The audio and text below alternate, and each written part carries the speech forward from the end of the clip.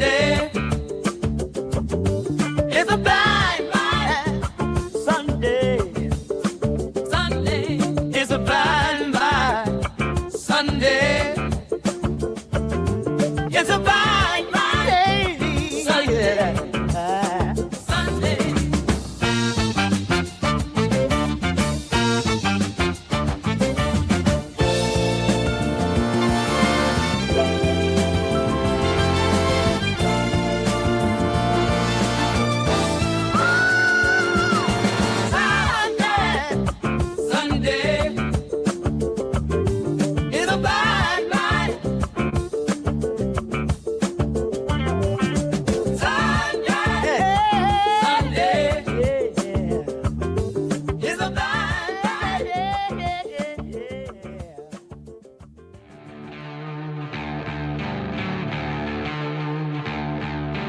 Good morning, gearheads.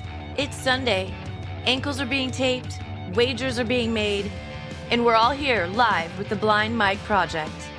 Go to blindmike.net for all of Blind Mike's pass attempts, yards per carry, and tackles for loss. On today's episode, Kreischer returns from weeks of snorkeling, Bert Kreischer finally gives up, we check in on the Legion of Skanks, Bill Burr continues to burn the desiccated ashes of his legacy, and our boy Richard Ojeda is under attack. Gearhead Army, stand back and stand by. And now, here's your host, a man who doesn't need sight to see through your bullshit, Blind Mike Geary. Did she say defecated ashes? That's what it sounded like. I've never heard that term before. I kind of like it. It sucks. This morning I was all fired up. I thought Indiana robbed my fucking Ducks yesterday. I thought they got gifted a win, and I wanted to talk about it. But I mentioned it to Craig, and he's like, I don't know what you mean. Yeah, HACKRIDE's not here. I mean, Casey's not here to Yeah, I was really ready to talk Ducks football, but I had no one to do it with. He's legitimately gonna be mad for 3 hours. It's interesting. I always say that two extremes dealing with Craig and Casey, because when Casey is here, I am walked through every week the history of EV Mucks from the company's conception. I have every detail on the technology and how things are being run, all the way back maybe to the founding of the internet. Like every detail is explained to me thoroughly. Yeah. Whereas Craig says, show starts at 10, I'll slide in around 10:01. You know? If you're not 1 minute late, you're early, I say. I say, Casey, be on standby. Mike, there's a bunch of weird shit happening this morning. Yeah, what do we have? 40 million people watching? What the fuck happened? No, I don't know. I hit go live and it was like, there's insanely high traffic right now. Try again in 30 seconds. I assume, because I'm going to get off and the numbers are going to be the same as always. I assume what's happening here is Craig is just buttering my bread. He fucked something up and he's like, I got to tell you, Mike, there's so many people watching that we can't start the show. That's what's happening. I've never once in my life seen that message before. Yeah. I've noticed Tim Dillon is the same problem. He's never able to upload his show. There's just so many people watching. Exactly. Well, here we are. Exciting that Craig is here, and Craig kind of putting me in my place. Yeah. Before the show, he's like, "I'm gonna be here the next 3 weeks, just so you know." Oh, like almost threatening me. Holding the show hostage is what I like to do. What is it? Said it in the intro, and Casey has said this to me maybe 10 times. He keeps saying you were snorkeling. I don't. Was that a major part of your excursion? I went snorkeling before, yeah, but like that was in your life, not necessarily last week. No, whenever I went on vacation, I don't even remember when that was. April. He said he's used that term, snorkeling. He said that to me 3 or 4 times, and then it was in today's intro. Craig is snorkeling. Yeah, I don't know. Well, glad you're back. I might have told him I went snorkeling on that vacation. You're going to be excited today, buddy. Things have changed. My tune has changed about a lot. Now, Mike, I get accused of not listening to the show, but boy, did I tune into Bill Burr segment last week. I figured you might. Welcome. We'll get into that in a minute because I'm even more fired up than I was last week. But first, I want to tell you to go to blindmike.net. If you're like Craig and you want to compliment me on finally seeing the light, then go to blindmike.net. Support us wherever you get podcasts, Apple, Spotify, YouTube. If you're watching live right now, which you can do every Sunday at 10 a.m., then make sure you smash that like button. And Craig will be here for the next 3 weeks, which he is promoting. That's very exciting. That's right. So make sure you stay tuned for that. Subscribe, like, comment. It helps more people find the show. We appreciate you guys doing that. And you can become a member. If you become a member for as little as $5 a month, you get early access and bonus content like the Albert Brooks episode of Why Are You Laughing? That is up now. It'll be up in a couple weeks for the rest of you people, but for members, it's up right now. So go watch it. Right. We did have, I should say this too. Become a member wherever you want. Patreon, YouTube, but Patreon always has the episodes. YouTube, sometimes we have some issues. So, right. so take that into consideration as well. But blindmike.net is where you get all those links. I also do Who Are These Socials Thursdays at 6. I always forget to say that, but it exists. And it may be on this channel soon because of some YouTube feature. We'll see. What feature is that? Collaboration. Like it can be on both at the same time, I think. That should have been a thing from the jump. Yeah, probably. But they figured it out. Yeah. Let's not shame them. They did a good job. Good job, YouTube. You know what, YouTube? I'm on to you. Yeah.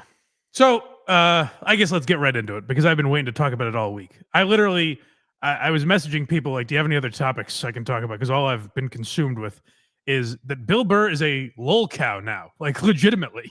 He's spiraling. He's melting down. And I say this with no exaggeration.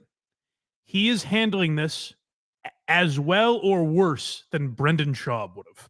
Like, I'm not exaggerating. Like that's the level of spiraling we're dealing with Bill Burr. And I say this for anyone that doesn't know. I was the last defender on the Burr ship. I was defending him as recently as a few weeks ago when Craig and I were talking about his politics. I do not give a fuck who he voted for or any of that bullshit. I did not think that those were signs that he had changed. This is so insanely hypocritical, what he is doing. It's amazing that he himself is not pointing it out. You would think this would be a Bill Burr bit, how ridiculously hypocritical this is. And the reason he is getting more shit than everyone else on that Riyadh Comedy Festival, and the reason he deserves to get more shit on the Riyadh Comedy Festival stuff, is because Aziz Ansari did not stake his reputation on fighting against billionaires and corporate greed. And you can't say anything anymore, dude. Mm-hmm. And all that bullshit. Like these people weren't that. Like Dave Chappelle is, I think, a devout Muslim. That's why I'm not like, what? Dave Chappelle went over there. Bill Burr is a guy who the things he stood on, this is directly spitting in the face of that and shitting all over the fans that believed in him and admired and respected him for all these years. And he does not give a fuck about that, as is on display on his podcast and on Conan's podcast and everywhere he's speaking. So let's get into these clips. This is from Monday's podcast. So this is really interesting. Bill Burr does an hour-long show. He's done it for 15, 16, 17 years. A long time. He's been doing this podcast with the exact same format. For half the episode, he'll go on a rant about whatever's bugging him that week. And then he'll do ads, and then he'll answer your questions. Monday's episode was about half the length of a usual episode, like 29 minutes or so, because he literally didn't answer questions because they were all about Saudi Arabia. Mm-hmm. And he will explain why, as we'll hear. It's not going so good in my neck of the woods. I'll tell you that. The sanctimonious is sanctimonian. Ugh. Key word on the monian. Can I tell you something about sanctimonious? How about people that for 15 years talked about the banks and how they're ruining everything and they're out to get us? Is that sanctimonious? Because that's a lot of the shit I'm hearing and seeing in your comment section, Bill. It's kind of the same thing. It's like all these people that were like-minded and believed in the same stuff as you. Now they're like, hey, you're doing that, Bill. And he's like, so sanctimonious. Jesus. All right, here's the deal. You guys are asking me, obviously, a ton of questions about the absolute controversy, all right? Here's the deal. I have no problem answering any of them. The problem I have, I just won't. after I just will not do it. I'd love it. I'm not going to do it though. And he's doing these little things, like right there where you heard the absolute controversy. He's doing these things that got his audience on board forever when there was fake outrage. Mm-hmm. This is not fake outrage. Mm-mm. These are his fans, people that if there was some bullshit thing against Bill Burr, these people would have gone to bat for him. And I'll say this about even guys like Craig that like turned on Burr and were like, fuck his politics and all that. Even guys like me. Guys like you. You're the poster boy for this. I was right. This is a compliment that I'm giving.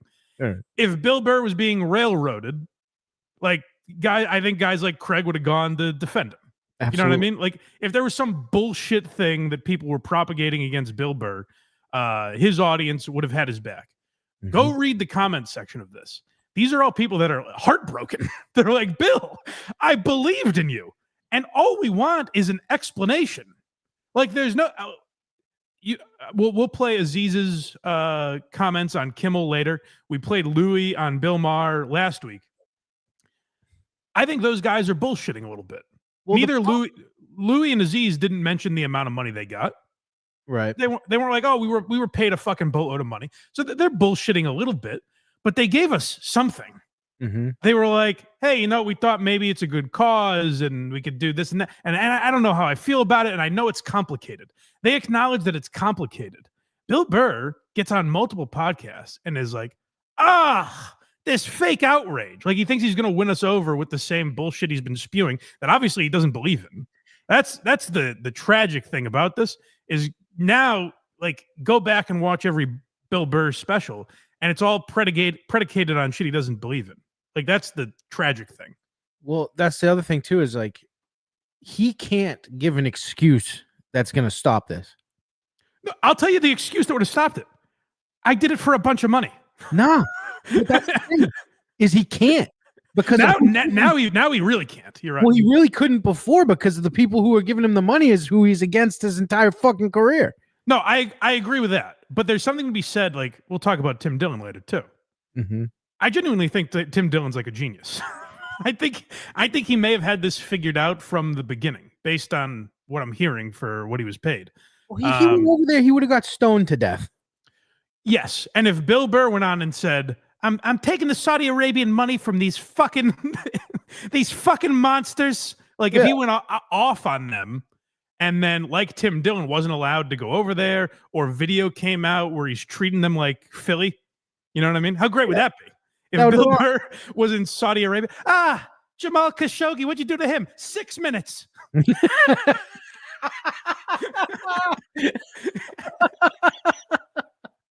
You fucking sent Muhammad Atta over here. Bullshit. I got 4 minutes left. I'm not getting off. If he went over there and did that, that'd be awesome. And we'd be like, Bill, you never changed. Listen to here. If you want to hear sanctimonious, listen to this self-righteous asshole. Answer them. It all gets clipped. And then once it gets clipped, then the lies start getting told, or they start shaping it and making it this and making it that. So all I'm doing is just throwing another log on the fire, and then they can make more money. No, I'm sorry. Well, no, because they care so much. How dare you? This is about money for us. This is about money for the people talking about it. I know, Bill. I know it was a top 3 experience of your life. No, I know it was really amazing to go over there and find out there was a Chili's. I know that was monumental. Oh my God! Where did you put the money? Did you give it to some sort of human rights foundation? I know one that you're not allowed to give to. Like where did all the money go? And the only defense I've seen for Burr is I've seen people go, hey, he's got kids, he's paying for their college with this, whatever. Bill Burr could have made this up in 3 weeks. Bill Burr shows that every dime he made from that festival went to like a 9/11 memorial. He'd be fine. That's the only way out of this, I think. Not even now. And Aziz tried to, and they're like, "No, we told you, assholes, not to do this." He tried. But like, just I guess what's the next clip? Skip this one. Oh no, I'm sorry. Keep going. I didn't know there was more left. Making money. Making money. You know, but I do have to tell you, this is fascinating because I've never been in the middle of one of these fucking things. And my whole life, when I watch the news, you know, not every fucking news stories, but there's been a lot of shit where you watch it going like, yeah, I don't know. Kind of seems like that kind of fucking. So to finally be in the middle of it and the level of like straight up lies. Okay. So the media does that. That's kind of my whole thing is calling that out. I don't know if you're familiar, Craig. I've spent a lot of time talking about that.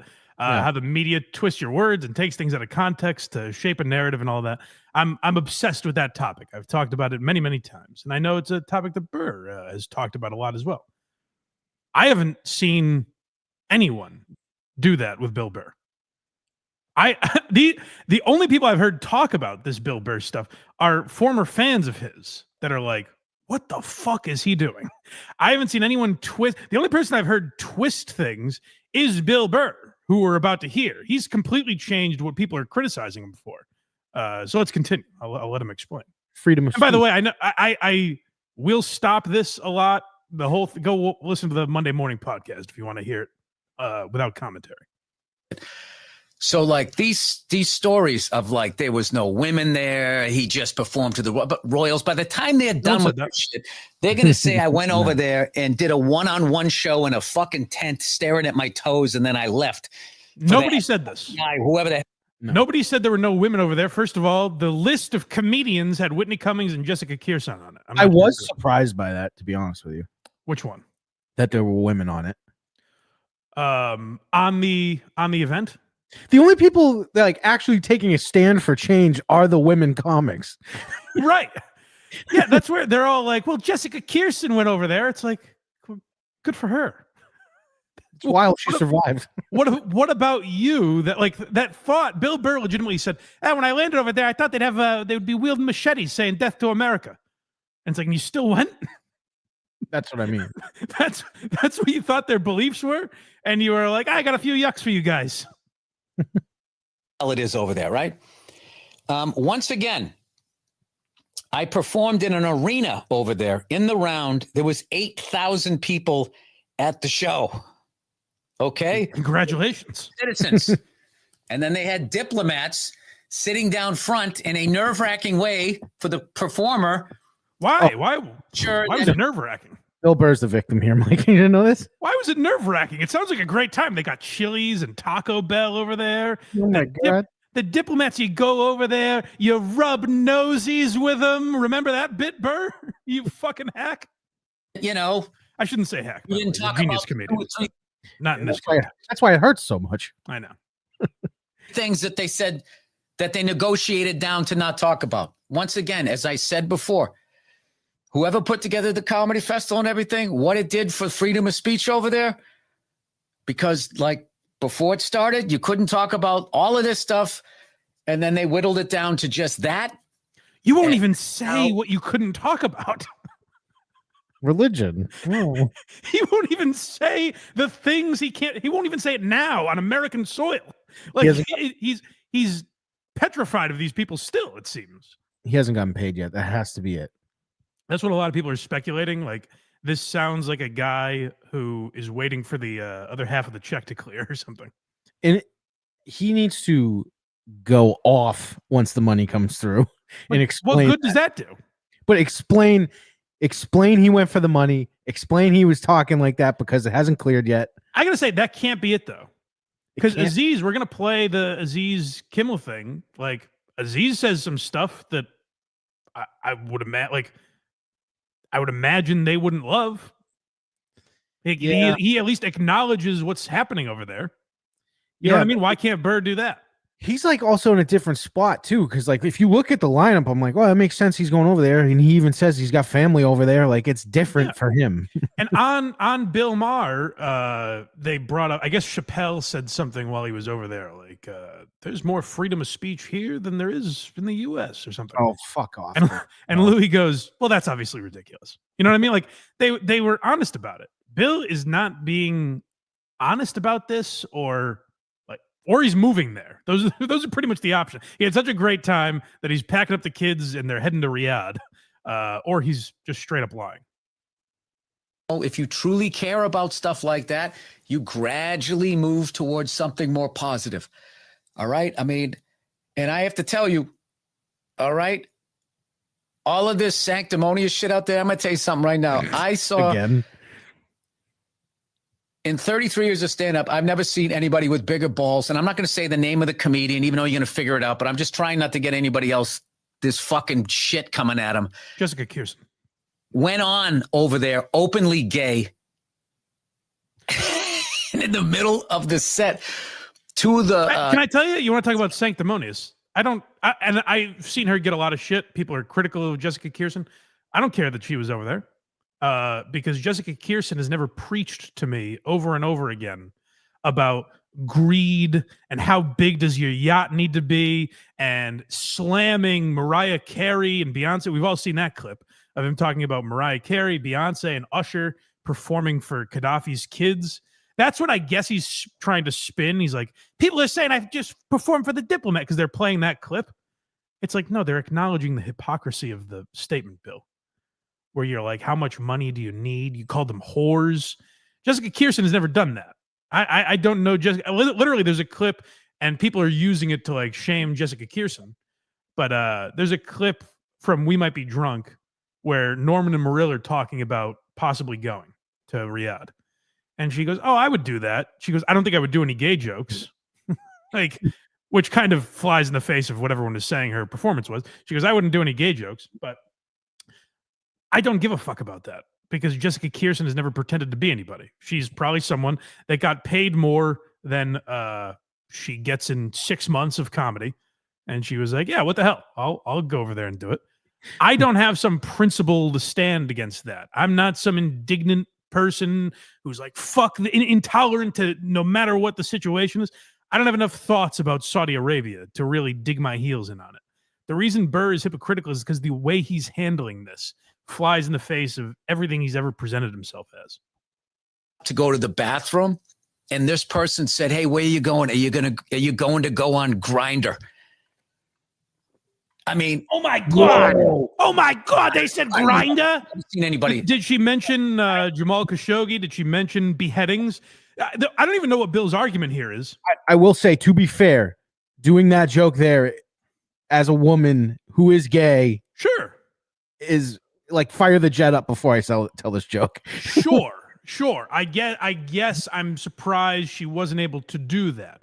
But if you want to talk about freedom of speech and all the stuff they're acknowledging, hey, they acknowledged gay people. Good for them. Tim Dillon talked about beheadings. Said for the right amount of money, he'd behead Jessica Kirsten for being gay. Like, he talked about all this stuff and was thrown off the event. How do you explain that, Bill, if you want to talk about freedom of speech? They heard the jokes that Tim Dillon was going to make and said, you are no longer welcome here. So they obviously acknowledge those jokes, not the joke that Jessica Kirsten got away with, or the joke about the gay guy at your gym that you got to get away with. Talk about the real stuff that Tim Dillon mentioned and was thrown off the event. Why aren't you acknowledging that? Because it doesn't make you look good? Have the balls to say that. Yeah, and also I don't get why this is a defense for him too, because this sounds like she did what she was supposed to do and you still didn't. Right. Because Bill even he's like, I don't even know if I can mention the gay guys at the gym. It's like, well, what are you doing over there? Because now they're spinning it as we were on a mission for free speech. Bill Burr is like, I went over there to progress them forward in speech. But by his own admission, he's like, I don't know if I'm allowed to joke about gay stuff, whatever. Well, I thought they had you over there so you could joke about those things. So the diplomats, your buddies, the diplomats, could all be like, "We're tolerant now. Aren't we great? We're woke." Saudi Arabia goes woke. Next, we have Not Afraid. Oh, good. This guy. He's fierce. He's not afraid of anybody, Bill Burr, except it seems Saudi Arabian diplomats. But other than that, he's not afraid of fucking anybody. Joe War in the comments says Jessica is signed to All Things Comedy. That's something to think about. Yeah. By the way, you know who's not signed to All Things Comedy? Ari Shaffir. Ari Shaffir. Wonder why that is. It's weird. His last episode was right around the time that Kobe Bryant passed away. I don't know why that would be. Strange. What we did over there wasn't even on TV. However, what everybody's complaining about was on TV the week before. I have no idea what he's I couldn't figure out what he was talking about there. He's just losing his mind. I can't even respond to that. I don't know what he meant. On a different event, and nobody said anything. So, does he truly not realize what he's doing? Like, who's in his right mind does he think this is gonna sway? I don't know. It doesn't seem to be working. Like, I look at the comments and they're all people. Maybe that'll die down in a few weeks. They're bots, as he says. They're all bots in his comment section. But it seems like disenfranchised fans of his that have turned on him. The comment section is pretty wild. Will that die down in a few weeks? Maybe. He's got a big enough audience now where he will still... There are enough people that don't even know this is happening. You know what I mean? Yeah. Like, diehard comedy fans are really into this subject right now. But Bill Burr has a big enough audience that there's a large percentage of people that don't even know this festival is going on. Never mind that he was there. That's the difference between... So he'll still sell tickets, but I believe he's lost more money. He canceled gigs, by the way. Did he really? I guess that's all because of all of us sanctimonious people. Did he really? Oh yeah, canceled all his live dates coming up. No shit. So, by my estimation, he's lost the money that he made over there. Yeah. Like, he played Fenway Park here in Boston. Conservatively, that's a $3 million night. Oh yeah. And I don't know what that costs to. I don't know what his end is that he's paying, but like, let's split it in half. That's $1.5 million. What the amount that he made in one day. So I don't really get. It didn't seem like a big enough payday to be worth all this hassle. Between being a $1 billion conglomerate and being an independent contractor. Sorry, go back a little bit. He's going to tell us why he's much more noble than the evil Elon Musk and Jeff Bezos, and these evil people are much different than him. And nobody said anything. So, and that's the difference between being a $1 billion conglomerate and being an independent contractor. It's kind of like, how if you go back to like, I don't want to talk anymore about it, but like I said, like because I can't think of a good example because there isn't one. Oh man. It's kind of like, geez, the more I think about it, I really don't want to talk about this. He got slipped a note from his lawyer. Like, shut the fuck up. It's greedy when corporations do it, not when I do it, because fuck, I got nothing. I'm usually pretty good at these. I'm not afraid of any of these questions. I would love to answer them. Mm-hmm. It's just that it's not gonna. The way that it is being used, and my favorite thing, I did a couple of sets last night, and I didn't run into any of the special ones when I was down there, but I'm really looking forward to that when I do. What's that? Because I know this is how this shit goes down. I think so. I think he's talking about like Mark Maron and David Cross here. The special ones? I think that's what I'll have to hear the rest of the clip, but I believe because he's very vague, but he's like, oh, what I would say to them. I think he's talking about Maron specifically, maybe David Cross. I don't know how you refute what David Cross said and slough it off as just like a jealous guy or whatever. Like, David Cross made some good points. Maron has a history of being jealous, so maybe that's who he's talking about. yada, yada, yada is said over here. And then when you run into the person face to face, this is what's always said. Hey, man. Hey, man. Hey, man. How's it going, man? Just checking in on you, man. Are you doing okay, man? That fucking bullshit. Shut the fuck up, Bill. So he's saying, like, if he ran into Marin or David Cross, they wouldn't say it. They'd be like, hey, how's it going? Which, like, I mean, maybe that's true. It doesn't really make what Marin said wrong. And by the way, Marin didn't shit on Burr specifically. He said, from the people that brought you 9/11. It's a funny line. Mm-hmm. And David Cross said, I don't know David Cross personally. He does not seem like a guy that gives a fuck what you think of him. He does not. And what he said was, he didn't shit on those guys. He said, Dave, Bill, Jim, who I assume is Jim Jeffries, and Louie. He's like, these were like peers and people I respected. And they disappointed me. So you're taking that as just like shit talk? Like, oh, he's just jealous. No, he's I think David Cross is doing all right and gave a real opinion. Was he jealous of Larry the Cable Guy when he went off on him? I don't think so. But if no matter what the behavior is, but you just know a person, so you just expect it. It's so gotta it be doesn't bug you. That's kind of how it is. So I sort of expect that. And oh my God. Do you know what I did yesterday to fucking calm me down for the amount of bullshit out there? The fucking roast jokes that I wrote yesterday was as an exercise. Oh man. Let's hear him, Bill. I had a real good time doing that. Okay, but I will toe the line that the reason that, you know, yeah, I'm going to shut up now. There you go. There's for your fucking news cycle. Now go twist all of that around. But just remember, there was women at the show. Would report that? That's a guy, by the way, that's a guy who's not afraid. We just watched a guy who goes, I'm not afraid of nothing. And then he goes, I wrote some things. Well, I'm going to toe the line, actually, and I'm not going to say anything about it. But I'm not afraid. Just I want that on record. I'm not afraid. I'm just not going to respond to this. And not out of fear, out of bravery. This is very brave what I'm doing by not saying anything, not giving my point of view on this, not refuting anything anyone is saying. No one has distorted his words. Go listen to the podcast. I encourage you to listen to the entirety of the podcast. It will only make you sadder. Cases were not covered. Smoke shows down front. 8,000 citizens is what I performed in front of. And then I had the teachers looking at me while I did it. Yeah. The citizens aren't the ones we had a problem with. The teachers, AKA terrorists. I don't know anyone that saw this story and was like, how could they perform for the citizens of Saudi Arabia?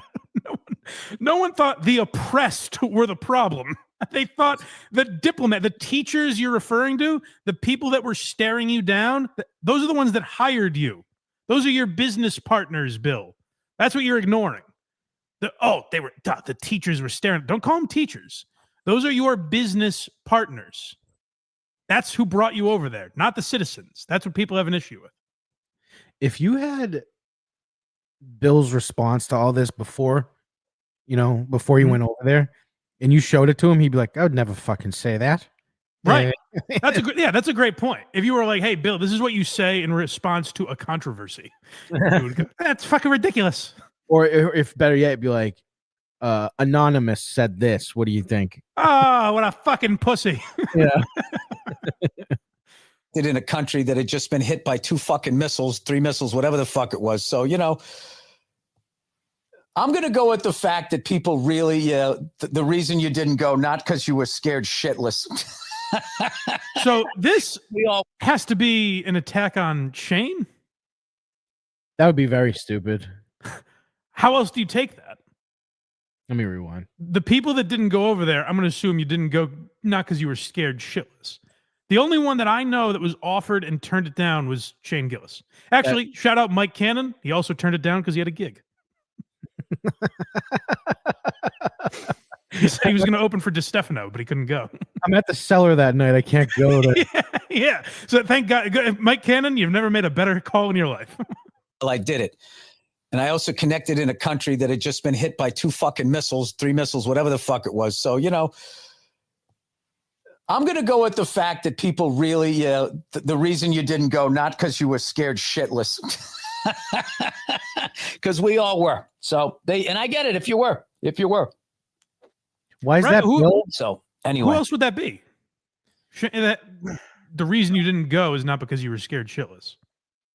I don't want to be accused of being the media distorting his words, but I'm just like, that has to be Shane, right? Yeah, but like he clearly didn't go because of political. No, he was terrified. Oh, that's right. He peed his pants. A private plane.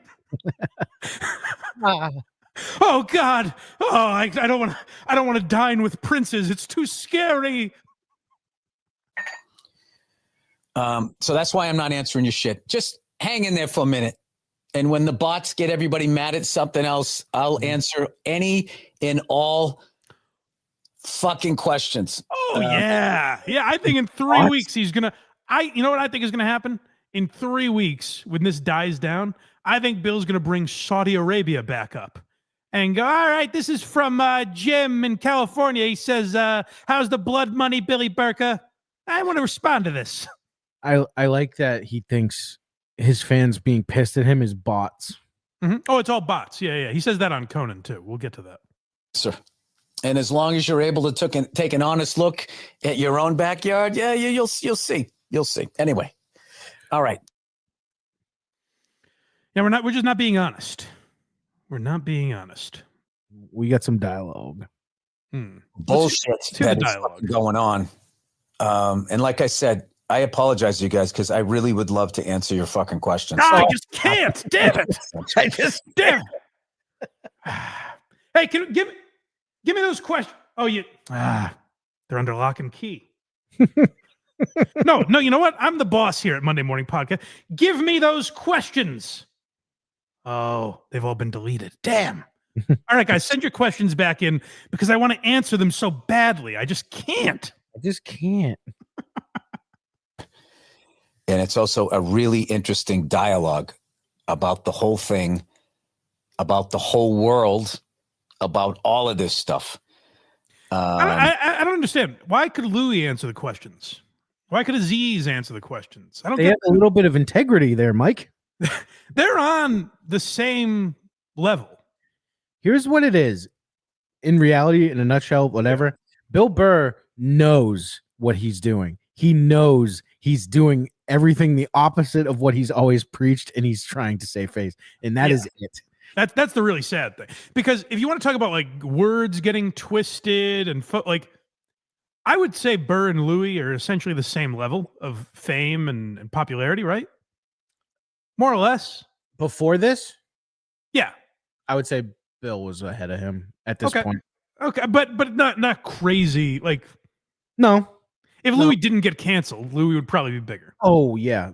Louis actually is like the one that actually got smoked by cancellations. And Aziz, I could argue Aziz is much more famous.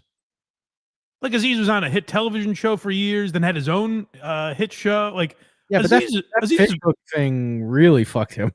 It did. But my point being is these are like similar levels of guys. Yeah. Right? Yeah. We can argue over who's first, but like similar levels of guys. Why aren't people twisting what Aziz said or what Louis said? Why are people actually kind of like praising them? Because they kind of acknowledged it. Yeah, I think that might be it, Craig. You're getting onto it. I think a little bit of acknowledgement. And like, the hat tip, that's kind of like, I took it for the money. Like even the words Bill says where he's like, I'm going to toe the line for your masters in Saudi Arabia. Is that literally who you're referring to or what? The puppet masters. It's sad to watch. It's terrible. And I'm not joking. Like Brendan Schaub would not have handled this worse. He might have handled this poorly. He'd be like, I took the money, Papa. Yeah, Brendan might have handled it better. Yes. He's honest to a fault. Come on, guy. You wouldn't take that bag, B? He's like, I can't believe we only sold 2 tickets to this show. The diplomats got up and walked out, guy. Lefty Righty in the chat is speculating that Bill Burr he's under the Mossad's control. I mean, it seems like that, but I mean, that actually makes sense. yeah, but why aren't the others? That's what I don't get. Because he's the one. He's the funnest to flip. I'm the chosen one, dude. But, you know, I just don't trust that it's not going to get twisted up again. Bring more heat on me, bring more heat on other people. And then just, you know, whatever. It's the first time I've ever been in like this situation where I have to like keep my fucking mouth shut. And it's really fucking annoying. What about all the free speech you went over there to fight for? Why are you keeping your mouth shut? There is going to be a time. There's no free speech. Is there going to be a fucking place? Oh, man. Now I'm a little scared. I hope it's okay to talk about this. Listen to the tough guy act where he's like, I swear to God, one of these days. He's going to open for Portnoy on the night of hate. Let me tell you something about John Deere 7825. How many Jews need to die? On this bullshit. Believe me. He's more mad about this than the comments about his wife. To be fair, I think when he says, bring more heat on me, bring more heat on other people, I assume he is talking about his wife. Like, people going after his wife, I genuinely don't get that. I'm sure you think like she ruined his career or whatever. He's a grown man. Blame him. Sure. No, for sure. But I mean, like, there's definitely correlation between his policy and his. But that's on him. Correct. You know, who gives a fuck? You don't trace the lineage of how anyone else gets to that. You know what I mean? Like he got, however he is, he got there on his own. He's an adult man. What I'm saying is he's more upset about getting asked these questions than the people talking shit about his wife. He mentions it on Conan too. Does he? Yeah. All right, let me do some of the reads here for the week. That's great. I love that. It goes right into ads. What I'm getting is about this fucking shit that I can't, for whatever fucking reason, say what actually happened over there without it getting twisted into a bunch of crap. So anyway, let's plow ahead here. All right, he knows. QUO. He knows the truth is just going to be bad. It didn't get twisted into a lot of crap, Bill. People were like, hey, Bill. And by the way, I'm sure a lot of people did not have an open mind about it, but people like me that were like fans of his had an open mind. And I was like, well, I was literally ready to fight Craig again, where I was like, well, Bill's going to defend himself and I'm going to eat up everything he says. Bill's going to have a good defense for this and I'm going to have to give Craig the business on this. And then he came back from Riyadh and goes, you wouldn't believe it. There's a fucking Chili's over there. Everything's cool, man. It's all copacetic. There's a Taco Bell. If he came back and was like, it was terrifying. I'm glad I did it. I won't do it again. That could have been a good defense. Anything would be better than this. People were like, hey, Bill, you accepted blood money in a country that uses slavery and silences women and punishes gay people for how they were born. How do you respond? The fucking KFC was terrific, dude. It was next to an Applebee's. Can you believe it? This is the last clip from that. Him talking about other comedians. If you run into me, I'll answer your question. And then some. Oh, and then some. Oh, he'll talk about it. Listen, he's not afraid. He'll just talk about it with you privately. If you run into Bill Burr just in public, just out. Like, if you're at a restaurant and you talk to him about it, he's not going to mind. He'll react. He'll go, oh, sit down. Let me tell you. I'm on such a heater of being right. I don't agree. I think this is drastically different than every other Bill Burr case we've talked about, but I knew this was in there before this happened, though. Congratulations. Thank you. You know, you work for some news outlet because then I know what you're going to do with it. You know what? I should save all of these fucking roast jokes. I can't do it because I have a thing that I just won't take. This is so embarrassing. It's sad. This is sad. I could. What I could do to you right now, you don't even want to see. I could call you gay in a very clever way that you didn't see coming. I'm not going to do it. I'm not going to do it because I'm so not afraid. But God, it's embarrassing to watch. Yep. I can't burn down another a fellow comedian. I can't do it, but I definitely have some roast jokes. For who? It's got to be Marin. Marin or Shane, right? Yeah, please. Please open both of those doors. Bring out the dogs, baby. Open both of those doors. Unleash the dogs. Because Marin will just torch him and not be funny about it, but that will be funny in itself. Yeah. And if he did, oh man, if this is this gone around that he's talking about Shane? Like, have you seen I'm the only, I haven't heard anyone else say it. I'm just, I can't figure out who he's talking about because Marin didn't criticize Burr directly, neither did Shane. But he can't be talking about David Cross. It wouldn't make any sense. No, I think he is talking about Shane partially, but like, oh my god, I hope they fucking. The only reason I think he's talking about Shane is because he's like, oh yeah, I'm sure you didn't go over there because of your beliefs. And Shane's the only one I know that was offered. Yeah, and turn it down. Right. Oh, fake laugh. Oh, okay. Fake laugh. Oh my god. I'm thinking about Mike Tyson when he was biting his glove when he was fighting that YouTuber. All right. Oh, man. All right. That is a podcast, everybody. For those of you listening, thank you for listening. Obviously, we'd be listening. See, he's like nervous. It's weird to see him in this condition. I don't like it. It's uncomfortable.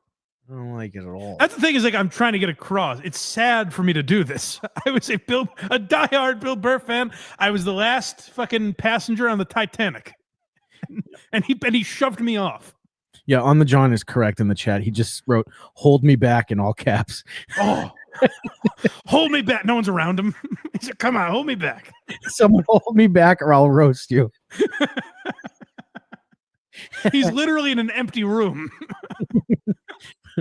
Let's get some of these super chats at this halftime moment before the other half of Bill Burr.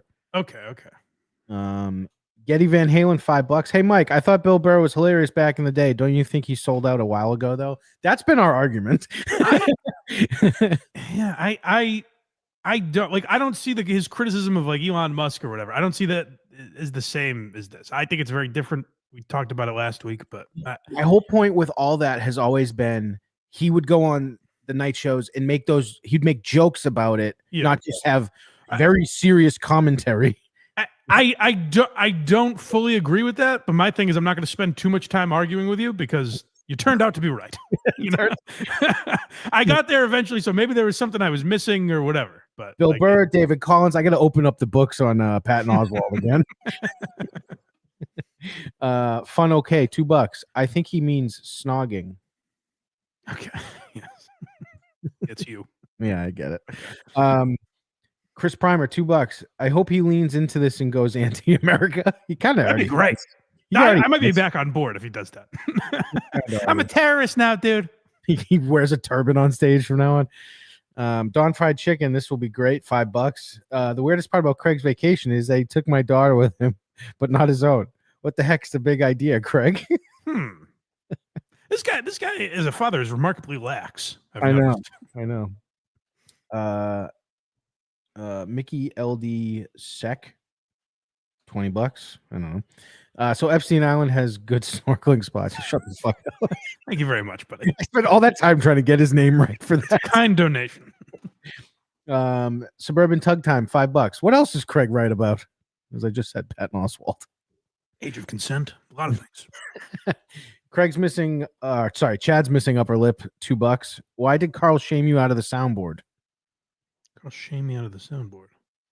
Oh, you mean? Did he call you gay for playing sounds? I don't know. Maybe I forgot about it. Or maybe he's talking behind my back. I don't know. Wow. Hamilton Burger, $2. I look forward to Bill Burr's F is for Fatwa. That's very good. That's the title, probably. I was just going to say that's the title of the show. Well, thank you, sir. That was unbelievable. I hadn't heard that yet. I don't know if that's been used a lot on Reddit or anything, but that's very funny. That is hilarious.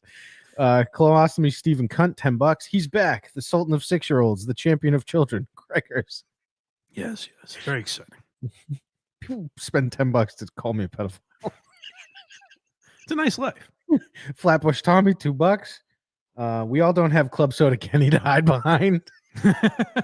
That's the thing. So here's the thing that we got lost on, because Craig and I would debate Bill Burr on like certain issues. I was telling Craig stories that I've heard of why Bill Burr is a sellout for an entirely different reason. Mm-hmm. I just didn't think the reasons people were citing, I didn't relate to them. But like I said, check when Ari Shaffir was kicked off All Things Comedy. Mm-hmm. There may be a story there. Check how Bill Burr treated Anthony, which, by the way, I may have defended Burr for that, where it's like, if someone's talking about your wife, it's a personal thing.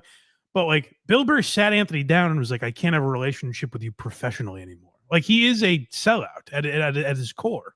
Mm-hmm. Saudi Bill, very funny picture. $2. I like how the guy on the right covers his face. Is that me? I think so. Here's my face. You're on the right of the screen. Huh. Is my face covered? No. Oh, okay. Neither is mine, so I don't know. I guess with a beard, I do. Me too. Then I don't. All right. Let's bang through these. Do we have any more? Because let's move on. Two more. Okay, hurry up. I'm sorry. All these people are paying you. Move it. Rock Orb 2002, $5. Those were teachers at near. I'm going to read this before I say it out loud. Okay. Those were teachers at nearby madrasas, teaching kids that non-Muslims are infidels. It's probably accurate. And lastly, Ben Boolin, $5. Craig has gay glasses. All right. Yeah. Well, they're very stylish. Craig, he's peacocking. That's right. All right. Let's back to this. So these are the Too Lazy to Try clips, right? Yeah, with Conan. Yeah. So he did a show with Conan. Shout out to Too Lazy to Try for posting some of these. And I saw other people doing it. I saw Unique do it as well and others. But Bill Burr, I assume it was scheduled before. But Bill Burr was Conan's special guest at like a live show that he did. And these are some of the things he said there. So Bill is doing an odd thing where he's like, I can't answer your questions, but I'm going to talk a lot about this. I'm worried about the media, distorting my words and twisting things. I'll talk about it a lot, but the only thing I can't answer are questions from the fans. Like that's kind of a weird place to be. But Conan gave him a softball interview. I saw people shitting on Conan for this. I got to give Kimmel credit. Kimmel asked Aziz like a legitimately good question. Yes, he did. Whereas Conan took like the soft way out. Conan was like, I notice people aren't getting as much shit as you because you're more famous than them. Like I said, Conan was getting a lot of flack for this. That's kind of who Conan is. I'm not expecting Conan to be Diane Sawyer, but it was a little disappointing that like he didn't have a grip on reality. But to be fair, Burr's been friends with Conan for years. He was like a good guest on his show, so Conan's probably doing him a solid. But Bill on his own went off again on this topic. Everybody can just, they release the bots so they can just keep it going. And did you know he's using like Rogan speak against us? You know what I mean? Like the stuff that people have talked about for years with cancel culture and all that stuff. He's using that against the people that are outraged in hopes that they'll be like, oh, we're canceling him. We're being hypocritical. Again, no one has canceled Bill Burr. I've not seen anyone boycotting his. Maybe they exist, but I'll tell you I can only tell you where I'm coming from and what I've seen. I haven't seen people trying to cancel his gigs. I haven't seen people trying to get him fired. I haven't seen people protesting or writing letters or fucking with his advertisers or anything. All I've seen are fans of his that are truly disheartened by this. Yeah, no shit. And he has just spit in their face every time he's addressed them. Because there's like 25 comics that did this. So he can hide behind the fact that I wasn't the only one, which is fine. So the sponsors won't come after him. Yeah. But it's just the fans that are like, he's the only one handling it this way. And it's embarrassing.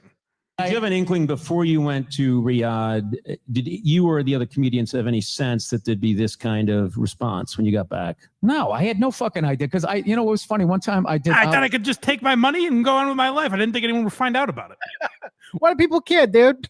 By the way, this wasn't a publicized thing. I believe that because this was just like a post on Reddit where someone found the poster they used and was like, is this real? They're like, all these guys are performing for the Saudi Arabian government. And I thought it was like fake at first until Tim Dillon talked about it. Right. Person texts me, oh, you're going over there to get that blood money, right? And I go, hey, you know, just for the record, I'm also doing London, England on that tour, you know, Shut which is the arguably fuck the up. bloodiest fucking. This is out there. humiliating, the route that he takes. God. First of all, Bill, in London, you weren't hired by the royal family. It's also not 1580. Like he's trying to do this thing where it's like, well, every country has bad people. And I would say this. Yes, because the people that I've seen defend Burr, and it's pretty rare, but the people that I've seen try to defend him say, hey, what about America? You don't think America does bad stuff? I think America does very bad stuff all the time. Mm-hmm. And I think if Bill Burr performed for Donald Trump or Joe Biden, I would say, boy, that's a little hypocritical, isn't it? Given Bill's stance on everything. Mm-hmm. If Bill Burr was at an event brought to you by Donald Trump or Joe Biden or Gavin McInnes or whoever the fuck, and was like, oh, no, I just won't bring up your administration, and I'll give you one other thing that I'm allowed to not talk about. I'll give you two rules, two things I'm not allowed to talk. Okay, I won't make fun of the Trump family or your administration. But he would. No big deal. He would suck off Kamala Harris and Barack Obama for reasons we cannot get into. Maybe he would, but my thing with that is like I'd still call him a fucking hypocrite. If he did a gig for them, Mm-hmm. or did a gig for fucking Jeff Bezos and Mark Zuckerberg, like if he was performing at Google's annual retreat, I would go, Bill, that's a little hypocritical, isn't it? Mm-hmm. So to now say like, oh, I was in London. Bill, you know the difference. You're being purposely disingenuous. I'm sure England has done horrible shit. I know America has done horrible shit. You know that's not what we're talking about. We're talking about the stuff actively going on for your business partners, the people that you were paid by. And we'll talk more about why certain charities couldn't accept the money that you were given. Because it is, in fact, blood money. As Big Dip points out in the chat, Bill Burr is coming off worse than Pete Davidson, who went and performed for the people that killed his dad. Way worse. Pete Davidson went to his father's grave and took a big steamy piss on it. And we're all like, Pete, we'll get to you later. We're a little distracted with how crazy this man is acting. So there's like that element of racism to it where if brown people are doing it, it's fucked up. If white people are doing it, what are you talking about? You know, almost like sports. So, yeah, my team doesn't cheat. Your fucking team cheats. So, I mean, it's exactly like it's like Spygate. That's exactly what it is. Yeah, this is Eric Mangini all over again. That's all this is. I think the only countries I've ever played in that is clean money was New Zealand and I think Iceland. But then Bill. I'm sorry. When you were coming up playing the Funny Bone, or you play fucking Symphony Hall here in or wherever you are, when you played the Wilbur, was the government paying you? What is this comparison? The government brought you over there for a propaganda event. They brought you over there to smile and go, all right, Bill, now go back and tell them how great our Chili's is and how it was one of the top 3 experiences of your life. They brought you over to fuel propaganda, and you did it with a smile on your face. When you play the Garden, it's not sponsored by Donald Trump. And if it was, people would give you shit for it. He's acting like all the comics got paid by ticket sales. do you know? Yeah, right. Exactly. Yeah, he had a door deal in Saudi Arabia. Are you familiar with the name Tony Hinchcliffe? Yes. Did anyone? I was tapped out of the news then, and you know I don't follow this politics stuff. Anyone have a problem when Tony Hinchcliffe performed at a rally for Donald Trump? Not me. I know you didn't, buddy. That was pretty awesome. But did anyone shit on him and call it really lame and question the entire state of comedy because Tony Hinchcliffe was performing at a Trump rally? I think people had an issue with it. even though Trump is white. He was a news cycle for like 72 hours. Yes. Great. Tony was worried for his life because he thought he might have changed the election. I know. Yeah, people had a problem with it, even when the candidates were white, Bill. They have an app, a dating app that doesn't say, if you're related, it's how. Because they're all part of the same thing over there. It's true. Wait, that's not a joke. That's not a joke. It's fucking true. Yeah. Look at you guys. Oh, now he's going after Iceland. No, I think they're upset because you're diverting. Wow, you start talking about Iceland. We asked you about Saudi Arabian blood money, and it talks about Iceland dating. Yeah, I think they're a little annoyed at the smoke screen you're putting up. I've seen all the Reddit posts of people. I will have the same stance I had when we talked about like Theo Vaughn a few weeks ago. Mm-hmm. I don't know what's true. I wasn't there. But by some accounts, people got up and walked out when Bill started doing this. Like people left the Conan show because they were like, fuck this guy. Really? That's what people are reporting, yes. Place I don't really quite know where it is next to England. Is that it? No, that's Ireland. What happened to the guy? Whoa, go back. What happened to the guy who doesn't read? I don't read anything. Don't trust what I say. What happened to that guy? Now he's only allowed to. The only people that are allowed to have political opinions are cartographers. You need to be well versed in maps in order to have an opinion. He's shaming people that don't know where Iceland is. And Craig, you're 100% right. The question was, how about this backlash you're getting over Saudi Arabia? These people can't point out Iceland on a map, and they have dating apps over there. Ireland. What? Place I don't really quite know where it is next to England. Is that it? No, that's Ireland. That's Isle of Man. That's fucking Iceland. I'll tell you this. I definitely can't point out Iceland on a map. I can't see. So it'll be very difficult for me to point out anything on a map virtually. It's gigantic and towards the top. Okay, well, I'll just throw my finger up there. But likely I'll miss it because I don't see very well. Mm-hmm. Why does that mean you can't answer me when I say, hey, Bill, you've made a career shitting on billionaires. Why did you take money from Saudi Arabian diplomats to go perform over there? Why is that a bad question? Because I can't point to a map and go, there's Iceland. And all he had to say is, the money was too good.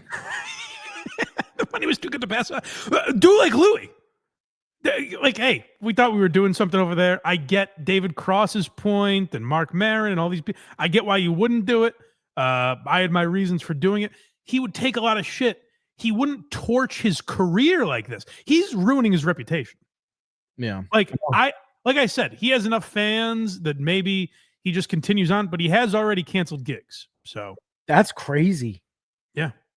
No, I'm part of I don't give a fuck what all these phony fucking people are saying. My thing is I go out to perform in front of fucking people, and like as I've been traveling the world, I want to see more of it. And the thing that I loved about going to these Arab countries is that their sense of humor, they're silly. They're really silly. And I'm a silly. Yeah, they're wacky. Wacky. They said, come here, you son of a gun. We know that you love the company of a man in bed, and we're going to have to behead you for it. But let me do it in a gigantic bow tie and gigantic sunglasses. That'll be fun. Look at the tie spins, and it sprays water at you. This is the last. They're silly. They're silly over there. Coochie coo. They're silly geese, these Saudi Arabian diplomats. Career impact. This is the last Bill Burr clip. All right, we're going to put you in the guillotine. Waka, waka, waka. I'm a silly person, and like Anchorman. I'm a silly person. I'm a silly person just like them.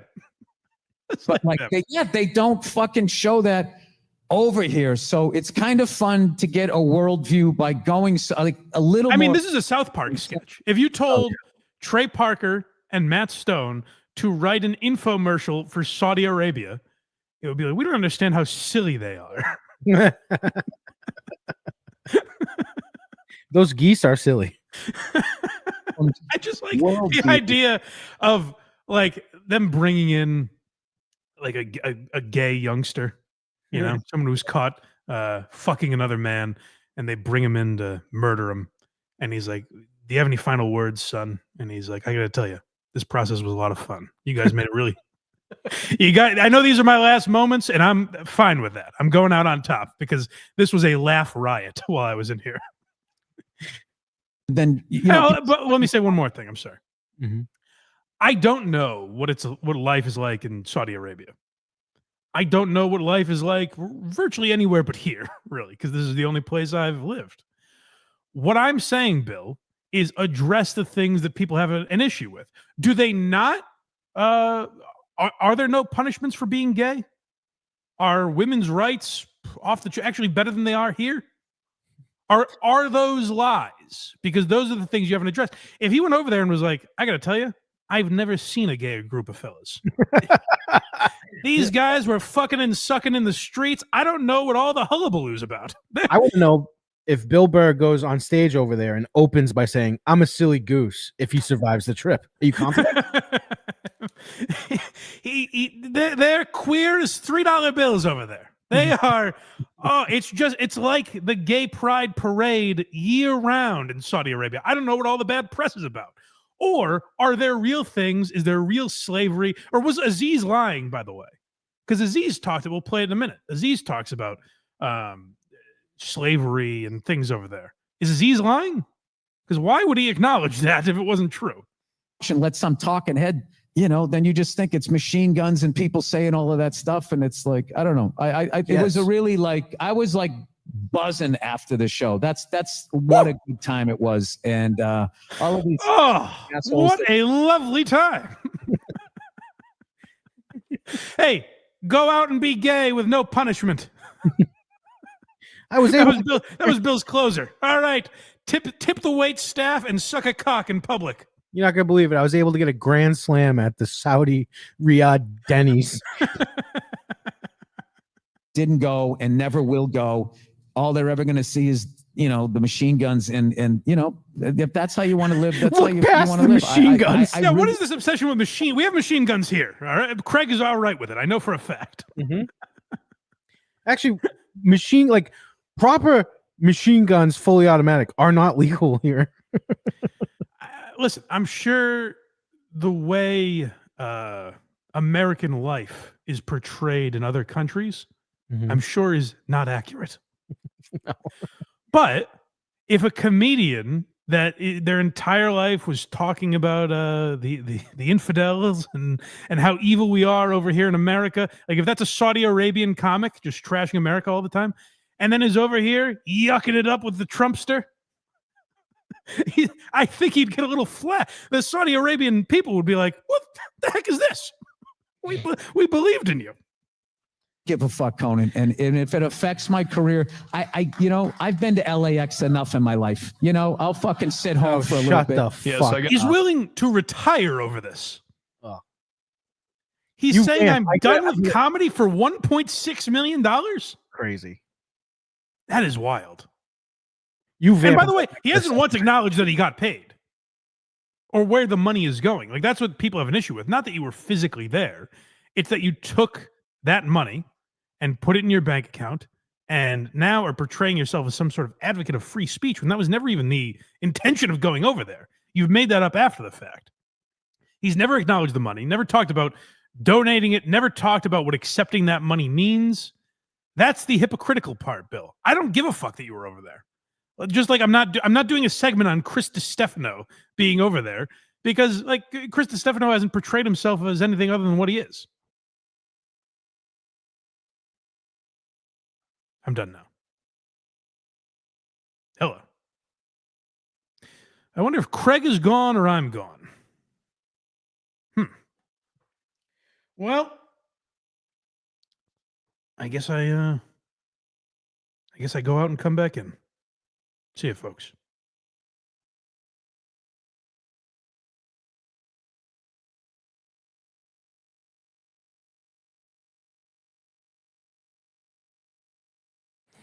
Well, I'm assuming he didn't heal us.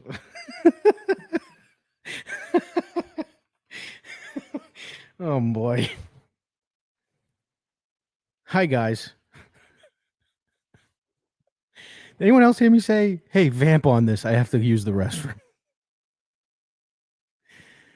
See if he comes back here.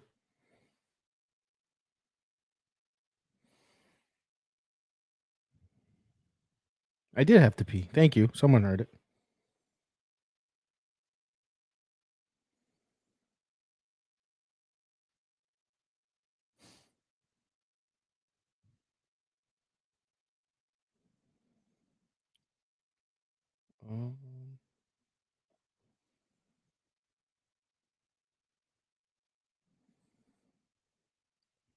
There he is. Like on, or were you? I'm judging that you didn't hear me say, "You vamp, I have to pee real quick." What? Yeah. The chat heard me, so it was heard.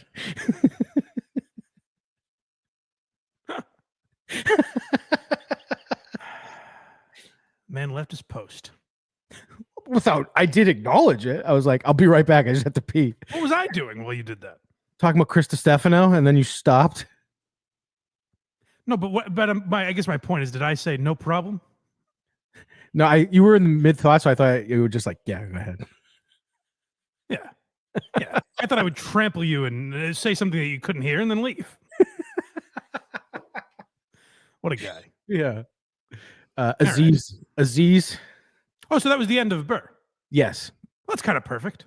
Yeah. All right, so let's get into Aziz. So Aziz handled it, I thought, a lot better. And again, even if there's a little bullshit, like Aziz doesn't come out and say like, "Hey, it was a lot of money," you know, like even if there's a little bullshit here, I'm all right with that. I'm not so indignant about this that I don't understand. Like, there's an element of PR to this a little bit. I just think Burrs is so crazy, and I got to give props to Kimmel for asking the question. Like, he was very direct about this, and I thought Aziz had a decent answer. You were. I want to ask you about this this comedy festival over in Saudi Arabia that you were part of. Was that this weekend that went on? It's going on now, and it's still going on right now. I think so. I'm not sure, but now this is obviously something that's become a big part of the news because people, a lot of comedians especially, are very upset because this is the people who paid the comedians to come to this are not good people. They are. It's a pretty brutal regime. They've done a lot of. Hey, Bert, how do you respond to that? I'm gonna be honest. Aziz just he goes, "They're not good people," and he goes, "No." Hey, and yeah, shout out to Aziz for saying no. Bill Burr said, "Oh, but they're so silly. They're lovely, silly guys. They're just wacky teachers." This is all I needed. And again, Aziz will still get a ton of shit, maybe for the rest of his career. Maybe there are people that will never let that go. Mm-hmm. But like for my heels are not so dug in on this. I'm like, hey, I don't know Aziz's purpose of going over there. He gave an answer that I can wrap my head around, and that's all I really needed. But yeah, he acknowledges, hey, there's some bad dudes over there, unlike Bill Burr. Right.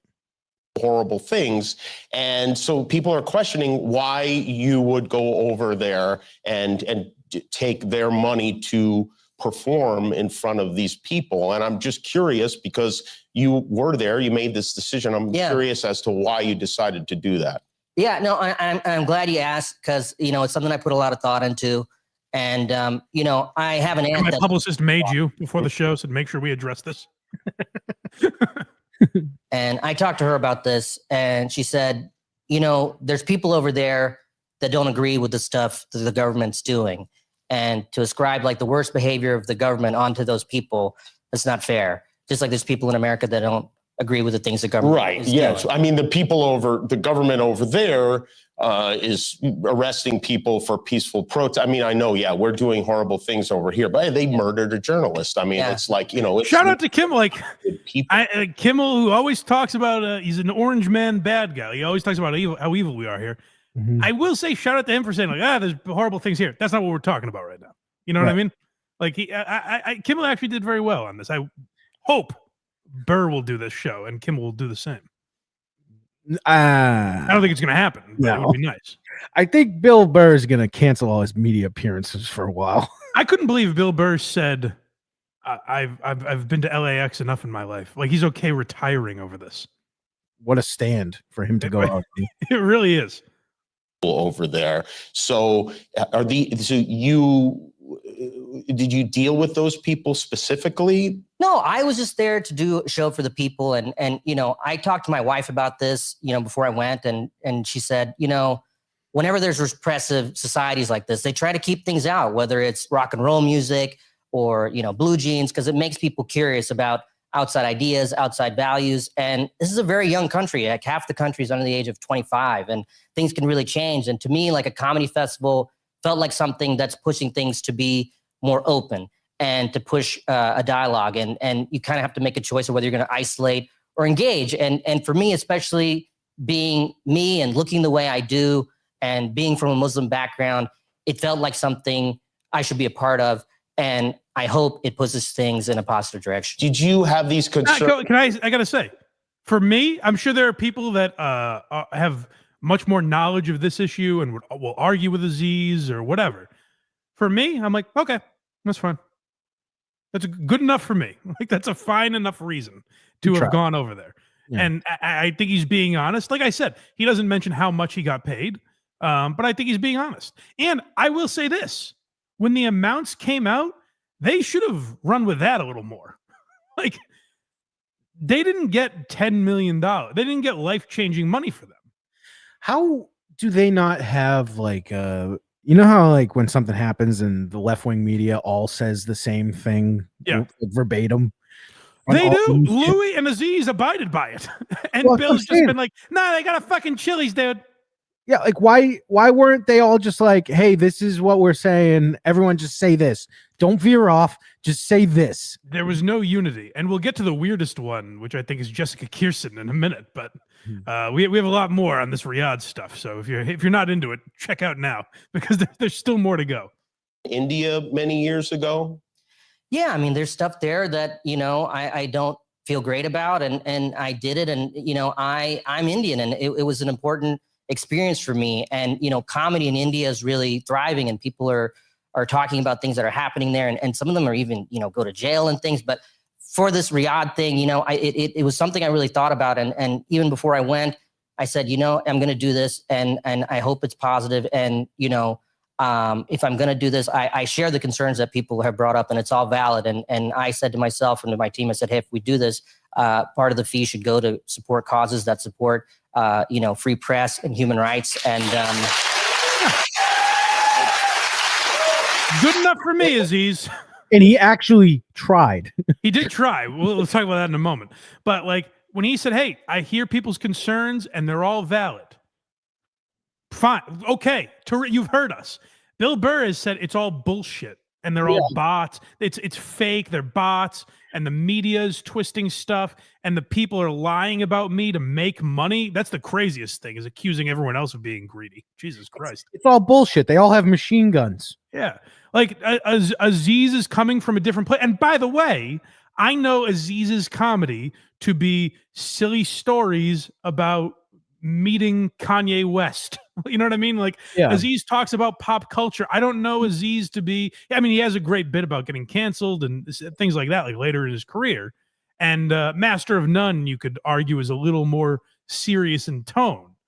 But Aziz has not staked his reputation to be this guy who's calling out hypocrisy and corporate greed and all of that stuff. So, but yeah, so as Craig mentioned, he tried to give the money to a human rights foundation who had a very interesting response that flies in the face of everything Bill Burr is saying. So Aziz tried to give the money he made over there to, what's the charity? It's HRW, Human Rights Watch. Human Rights Watch. So he tried to give the money, and what was their response, Craig? They cannot accept donations from Aziz Ansari and other comedians who performed at Riyadh Comedy Festival. While defending his decision to perform, Aziz said he planned to donate part of the fee, right? Mm-hmm. In a statement to Variety, a spokesman for Human Rights Watch said the organization cannot accept donations from Aziz or other comedians who have generously offered to donate part of their performance fees. It doesn't say, but while we cannot accept it, it is not too late for them to call for the release of detained Saudi activists. Yes. They said, so the organization said, we contacted these comedians before going over there and said we would like them to publicly denounce a lot of this stuff that's going on. And the comedians said, fuck that. We're gonna hope no one notices that we're going instead. That would be much better for us. And so this Human Rights Watch said, well, then we're not going to take your fucking money because we warned you about this. Right. Fucking nuts. And then Jessica Kirson also. So Jessica Kirson last week, the one who everyone was using as a prop, Bill Burr said, there's a lesbian comedian. She got to stand an ovation. What did she say about the experience? Because Bill talked about what a hero she was over there. And she has apologized for going, which I think is interesting. Yeah, so her check cleared. And yeah. On September 29th, I performed at the Riyadh Comedy Festival. The decision has weighed heavily on my heart ever since. I'd like to express my sincere regret for having performed under government that will continues to violate fundamental human rights. Top three moments of my life, according to Bill Burr. And which I said he has 2 kids. So 1 and 2. And then performing for the Silly Geese in Saudi Arabia. I want to share context for my decision, not as an excuse, but because the people who have trusted me deserve to hear from me. Wow, what? If only everyone did that. As an artist, my mission has always been to help people feel less alone. As an openly gay person, when I was asked to perform at Riyadh, I was surprised. I requested a guarantee that I could be openly out as a lesbian. Sorry. So a lot of people are pointing to the clip from We Might Be Drunk where she goes, I would go over there. I wouldn't do any gay material, but so I don't know how true that is that she said I'm only doing gay material, but that's what she's claiming. It seems like a lie, but I have donated the entirety of what I was paid to perform there to a human rights organization. Oh, that has to be a gut punch to get so much shit that you're like, I'll donate all of it. This thing, if people just said it was a big payday, so I took it, everyone would be like, yeah, I get it. Tim said he would perform these acts on Jessica Kirson if they paid him more. Yeah. We'll get to the genius of Tim Dillon in a moment as well. Most importantly, I am deeply sorry to all the fans and followers I have hurt or disappointed. I have a special relationship with my fans because of the vulnerable nature of my comedy and the trust they place in me as a part of a queer. This actually kind of sucks. I feel bad for Jessica Kirson because she's like a nobody. In terms of this, in comparison to Dave Chappelle and Louis and Aziz, For sure. She's virtually a nobody. And this was probably a massive payday for her. And she's like, fuck, everyone's dragging me. Especially as a gay woman, you would almost think like maybe you'll be applauded for this. And everyone's like, fuck you. Like, I actually almost feel bad for Jessica Kirson. I do. Yeah. That kind of stuff. I have no problem with her. And again, I'll reiterate again. I don't know Jessica Kirson to have shit on Mariah Carey for accepting blood money. Like, I don't know Jessica Kirson to be so obviously hypocritical in this moment. Like, Burr is the only one I have a problem with. If you look at it like when Bill Burr said, I've been to LAX enough, he's in a position where he could not work again and be completely fine, and so will his kids. Yeah. She's not. I'm sure he flew coach over there to Saudi Arabia. I love you all, and I am genuinely sorry for making a poor decision that had repercussions I didn't fully consider. I will take full responsibility for my actions and dedicate myself to making amends so that my words and choices reflect the respect and care you deserve. Jessica, you're forgiven. The Blind Mike Project has forgiven you. Water under the bridge. Don't worry about it. That's right. And lastly, our last moment of talk about this Riyadh Comedy Festival is celebrating a genius. I really think Tim Dillon might have had this as a strategy going in. Could be. If he knew there was a guarantee, I think there's a chance he never planned on going to Saudi Arabia. Listen to this clip. And Mark Norman is known to exaggerate. Like, he throws things out that like maybe he's just kidding. This doesn't sound like a classic Norman zing. It sounds like he's giving out actual figures here. And if it's true, Tim Dillon might be a genius. This is from Tuesdays with Stories. Timmy D, he got axed. He got decapitated, and he still got the deposit. He got axed. He's off the fest. How come? Too many jokes. Wow. Yeah. Let me ask you a question. Yeah, because half the money, and you don't have to do the gig. That's pretty good. His deposit is more than my check. So how can that be? The best. Is Tim Dillon twice as big as Mark Norman? Probably. You think? Yeah. That's wild. So if that's true, if they all had some guarantee, I do think there's a chance Tim looked at that and said, well, I'll just say I'm going to be hand someone with Sebastian Maniscalco, They'll throw me off, and I'll get half the money and not have to go over there. There you go. Genius, truly genius. And he kind of, because he didn't change who he was, salvages his reputation. I mean, there's no reason, I don't think, for them to have to go. I don't know. It's fucking weird. That's really crazy. If they were all guaranteed half, they could have just not gone. That's a really crazy thing. And it's like, it's not like they're getting live golf money. No, that's what was really crazy to me when I saw the numbers, because I just assumed, based on the live deals are literally where I had my. That's why I was saying I bet Chappelle got like $10 million. Because of the live deals. I was like, they'll just throw whatever money at anyone. And when Tim said 375, I was kind of like, oh, you guys would make that up in a few weeks. I know. Like, Tim Dillon plays theaters. You're getting tens of thousands of dollars a night, if not 100,000 or more, I would think. Right. So yeah, the money surprised me, but Tim might be a genius if he realized that loophole. And also, Norman, tell your fucking agent that I don't think Tim Dillon is doubly as big as you. Like, it's a little closer than that, no? Yeah, well, it could have been like Tim Dillon said, "I'll do it for this," and they went, "Okay," like a counter. He's a better negotiator. Yeah. Norman, get your people in line. Jesus Christ. Norman was just like, "Whoa, okay." Yeah. So that's our Riyadh coverage, I guess, folks. I don't know. Hope I did America justice. Probably the last time we'll talk about it. Although Bill Burr might be a legitimate lolcow now. No, we'll be talking about him next week. Because Thursday he put out a podcast, like an interview with a drummer. A drumming instructor. Ew.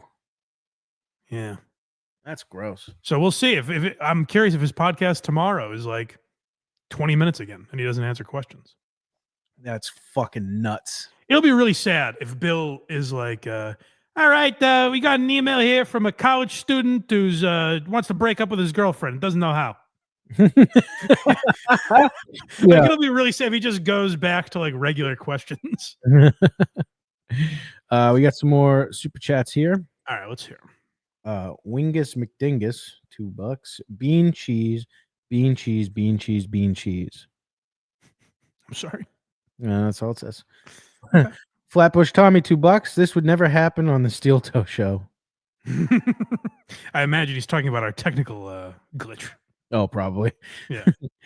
Don Fried Chicken, $5. This would be great. Defending Kimmel twice in a month. Oh, this is not against me. You're really not helping change the lib cuck image of yours, Mike. Craig, you'll admit, I'm surprised he asked that question that directly. No? Kimmel? Oh, no, that was an actual good question. Yeah. And I was, especially based on Conan's interviewing of Bert, I was very surprised that he was that direct about it. Rumpled Trench Coat, a Columbo podcast, $5. For a guy who made a 5-minute routine on Conan about sinking cruise ships, he seems to be a little testy about being called out for taking blood money. Yeah. Yeah, it's the defensiveness that people and now, like, there will be just trolls that are like, oh, he's sensitive about it. So now he's gonna get it even worse. Oh yeah. Rock Orb 2002, $5. You think Louis C.K. went to the Saudis to Dubai to whack it in front of Insta models? That's interesting. He's like, all right, fine. I won't talk about religion, but that's my one thing. I gotta jerk off in front of you. You gotta send maids in every morning. And lastly, Rock Orb 2002, $5. I also have to comment on how no one made a fuss about Brittany Griner playing basketball in LGBTQ phobic Russia. There was several. What are you talking about? I'm sure, but again, I don't give a fuck because Brittany. I don't know shit about Brittany Griner, and if she has made a hard stance against that, I'd say, oh, she's being hypocritical. No one cares that she's playing basketball in Russia. We're just pointing out that she's fucking dumb for bringing weed into Russia. Save it for Jerry's show. That's nothing to do with politics. It's just don't bring drugs to Russia. Sure. But that, again, I watched Bill Burr be hypocritical on that. I don't give a fuck about Brittany Griner. I don't quite understand the comparison, but I don't either. I just heard Brittany Griner and I see red. Interesting way to live life. Yeah. You know what I mean? All right. What's next? Where do you want to go? You want to do a quick one? Let's do a quick one. Let's check in on an old friend, shall we? Oh, I was gonna go with the TBS story. There's only. Oh, you know what? Yeah, let's do that first. Because speaking of selling out, I gotta reprimand my guys here. This seems very real. I see a lot of I don't know how to handle this one because I want to go along with the bit for my friends at Legion of Skanks, and I see a lot of comments that I think are genuine, that are like, "I can't believe you fucking guys sold it. First you were bleeping curse words, and now this." This is real. I don't think so. Okay, but I'm yes, it is. Yes, gotcha. They have big news, and I think it's very real. So this is the announcement that Legion of Skanks made the other day on their program. Hold on, shit! I forgot to make this announcement. By the way, that's how I know this isn't real. Oh yeah, I wasn't thinking about this. Whoops. No. He forgot that this is happening. It's a minor thing in their careers, and Lewis forgot about it. It's no big deal. Huge announcement for the show. We'll wait for oh shit! Right. Yeah. So starting in November, week after Skankfest, we're no longer putting the Legion Fest. Legion Fest. We're no longer. So they've been doing a bit where they're cleaning everything up. Yeah. They are like it's called the Legion now, and there's a lot of people that think it's a bit, and there's a lot of people that were like, "What the fuck, man? This is bullshit. You guys are selling out." I don't know how to approach this because I don't want to ruin the bit, but I think I know what this is. The censored version out on YouTube because we've officially worked out a deal. The Legion is coming to TBS. That's right. We're not TBS, where comedy lives. We're not. You're taking Samantha Bee's spot. Yeah, listen, we worked out a great deal. We're very excited about this. We're still doing the uncensored version on Gas Digital. That's still going to happen, but we're going to do. I wouldn't ruin our money for a bit. They chose the right level, by the way. Like if Kill Tony signs a deal with Netflix, they kind of chose the right level. His old time slot, 11:30. Yeah, it's late night, so we're still gonna be edgy. We're still be able to do what we do technically. Yeah, but TBS very funny. We're coming the week after Skank. I would love to see the TV spots for the show being like coming up on Legion of Skanks. How many Jews are in the world? Well, it's Lewis pondering Jews, and I'm hitting him with a big rubber mouth. All right, you guys. We're not trying to Ally McBeal. Exactly, you're very funny, but we're not trying to shit on our. You don't ruin the deal. Oh, sorry. There's those obviously segments like that won't be necessarily included on TBS, but it's a big deal for us. It's got people complain about us being a little bit tamer, but honestly, this is going to be the edgiest thing that's ever been. That's a great point. And so one of the comments I saw is this can't be a bit because Dave Smith is going along with it. Which game. That's not true. They did Family Guy reruns on TBS. That is true. And Impractical Jokers, you just can't do seasons that 1 anymore. through 9. You just can't do that stuff anymore. That's true. But regardless, for today, it'd be really edgy, and it's great for us. Balls out. Big thank you to TBS fucking showing some balls to fucking let us do Hell this. yeah, dude. TBS, badass. TBS, very funny. So coincidentally, the debut on TBS happens to be the week after Skankfest. Wow. I believe we're all cool here, right? We're all cool. If we're all cool, I can talk about it. No one watches this show. No. In comparison to Legion of Skanks, this is a small group. I go to Skankfest every year. I don't want to ruin it for my Amanda 5x5 and Northwest Ken, my crew. I don't want to ruin it for them. But I think I know what this is. Should I say it? Or does that ruin things? I don't know. We all swore to secrecy.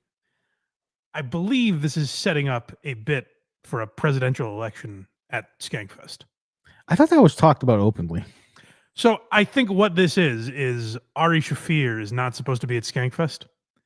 And I think he's going to make a wild comeback in order to stop what Legion of Skanks are doing. That's my guess as to what this is. Because he's been gone for how long now?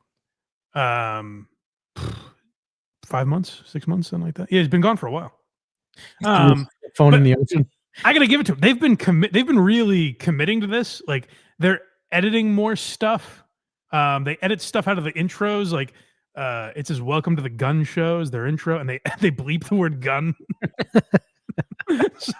so they've really been committing to this. I don't know exactly what they're doing, but I think it will culminate at Skankfest. So I hope I'm not spoiling that for people. The guy that runs Matt and Shane's Secret Podcast Quotes account on Twitter, he messaged me and he was like, I don't know if this is real. I don't know what to do. And then he messaged me later. I said, I think it's a bit, but I'm not sure. He messaged me later. He said, I just realized the name of their new marketing woman. They have essentially a Marcy Turk. They're like, hey, thanks to this person for getting it done. Her name, Beth Simons. Okay. So very funny. They're committing to the bit. I hope I'm not fucking it up. I think the people that get it. And I think the people that watch this show would get it. So I hope I'm not stepping on it too much, but very funny. Whatever they're building towards, I'm in for it at Skankfest. Where would you like to go now, Mike? Now let's talk about our old friend, Mr. Ojeda, who's in some hot water lately. Oh, boy, is he. Craig, I know you're all about canceling libs. I know you want to get back at them, but you got to join me. We got to defend our guy here. Old Ojeda is back. We gotta defend our guy here. So Richard Ojeda is running for Congress in North Carolina, and these filthy Republicans are coming after him. And I gotta say, if these clips are not congressional, if these clips are not diplomatic, I don't know if I want to live in this country. You just can't say anything anymore. These namby-pamby snowflakes on the right are going after things that, frankly, if a congressman can't say, I don't know who can say them. So let's hear these clips that people are picking apart and twisting that Richard Ojeda said in the past. What a friggin' piece of shit! We're off to a good start. I would be beaten. Hold on. Hold on. Go back. This is don't you miss this, Richard? By the way, miss this so much. Like this is a rare case where they're trying to cancel someone, and I'm like, I wish it was still like that. You know, this used to be 15 minutes of every show. This is like when they play when those Stern clips pop up of him like doing blackface or whatever, and people are like, "Can you believe Howard Stern used to be like this?" And we're like, "Oh no, that's the cool version. We want that guy back. That's the man." Yeah, this was. I can't believe they only found 2 clips. This is Richard just in the zone. This is when he was at his height. Let's hear what he's saying about who's this turd that he's talking about. If they went back to like when he would just read chats, it was all this. Oh my God. So what's sad is they're going out like this got minorly big on like right-wing Twitter. And Richard hasn't addressed it. I've checked. I've listened to all his shows since then. He deleted every old episode. His podcasts only date back to Tuesday. He's deleted every other episode. It's sad because there's an archive of rich political discussion that we love so much, and it's just gone because of snowflakes like Craig. If the news outlets want to go back through the Blind Mike Project archives and find some, we're defending him. He's our friend. I know, but if we get promo on these mainstream news, that's fair. You say where you found them, go right ahead. I suppose, but no. Tell me this is not diplomatic. Let me hear this again. What a friggin' piece of shit! I wish General Flynn would be beaten. Would love to friggin' literally beat the shit out of him with an inch of his life. Yeah, I want that in Congress. I say, listen, the Saudi Arabian government, that's full of silly geese. We need some serious men over here. That's right. We need guys, and that's what Richard is. What happened to men? Do we not? Is that not allowed anymore in America? No. And here's him talking about Stephen Miller. So this is another clip that was. This is the one that really got circulating because Richard talks more. That was more like I'd love if this happened. This Stephen Miller clip is a little more direct, and again, they're taking it out of context. He didn't mean anything, of course, but this is how they spin it. Stephen Miller needs to be thumped. That guy's a friggin' worm. I would be willing to go to jail for. I mean, how much would I get? Hold on, that's my favorite part where he starts to go. He's like, "No, let's think about this realistically. How much would I get? Let's talk turkey here. let's hammer out a deal. Now, how much would I get? I would be willing to go to jail for, I mean, how much would I get for just cracking him a couple times? You know, I'd be willing to go to jail to kick the shit out of him. I'd be more than happy to find myself in an elevator with him, and I'd whoop his ass from the first floor to the 5th floor. So matter of fact. Such a reasonably sized building as well. And be happy to go to jail. It's like, yeah, we're just going up to the 5th floor. You know, nothing too. I'll let him out at his stop, of course. The man has places to be, but I would thump him pretty good. That's just classic Richard. I would think that's the stuff that should get him elected. So I don't agree with the people going after him. I think Richard's a great man who would lead this nation back to the old. We would make America great again, quite frankly. That's right. But I don't know if we've done a very good job defending our pal Richard. I'll tell you who did a worse job. And that's one Stuttering John Melendez. So obviously, these two are tied together. Richard Ojeda was a longtime guest of Stuttering John's political show. And people said, John, how do you respond to your friend getting canceled? And let's not forget, John wants to be a lawyer. So let's see him in this mock trial defend Richard Ojeda's reputation in one of the worst displays of PR I've ever witnessed. This is worse than what whoever is advising Bill Burr. This is the only thing that could be worse, is having Stuttering John at the helm. Bo Bennington, my man, he made a joke. Now, albeit it was not appropriate, albeit, you know, I don't condone violence of any kind. And he already said it's a joke, and he's already apologized and said he didn't mean it. It was over 4 years ago. Yeah. But then again, guys like Vince, they got to focus on that. They don't want to focus on the fucking, in my honest opinion, the pedophile in chief. Okay. Now, I would stop you. If this was a practice run, I'd say, John, I don't know if you want to bring pedophilia into this. No. I don't know. People are saying, hey, this Richard Ojeda guy seems pretty violent. And John rushes to, hey, he's not a pedophile. No one was saying that. This would be like if Bill Burr's publicist came out with a statement today and was like, listen, you guys think my client is handling this backlash poorly? He's not Bill Cosby, all right? He is not. Listen, why are we asking what Vince Champ has done? Okay, he's not raping anybody. What's the big deal? This is a defense, Your Honor. My client is not, and I repeat, not a pedophile. No objection, I guess. I want that on the record. That's fine. Yes. To focus on him. Listen, he was on Epstein's plane 7 times. And they don't want to focus on that. They want to focus on my friend. That's true. No one has really mentioned the Epstein list. That's a good point. It's good to bring that into this. It's good that Richard Ojeda, again, in a small circle of the internet, was getting a lot of shit.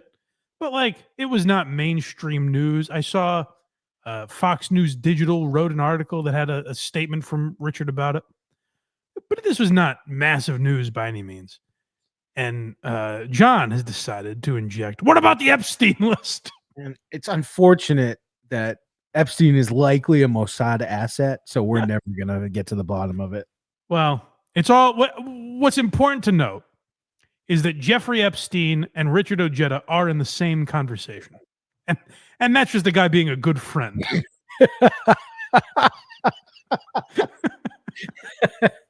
My friend didn't have 6,000 images of child pornography. God damn it. No.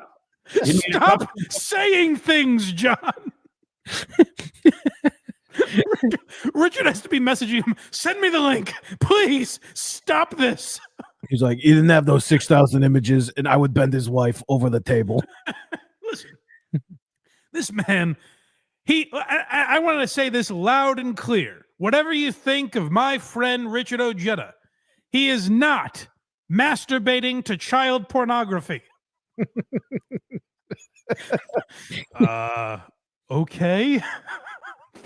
Thank you, John. In my honest opinion,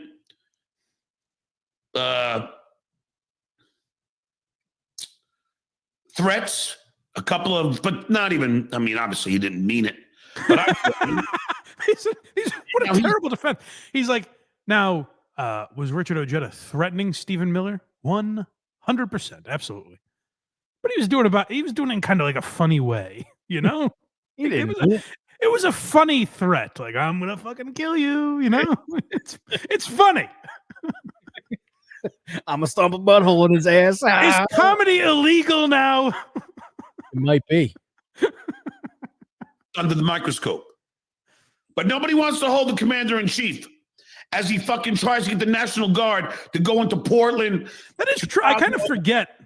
I forget this every once in a while. Our president is Donald Trump. Is that right? Mm-hmm.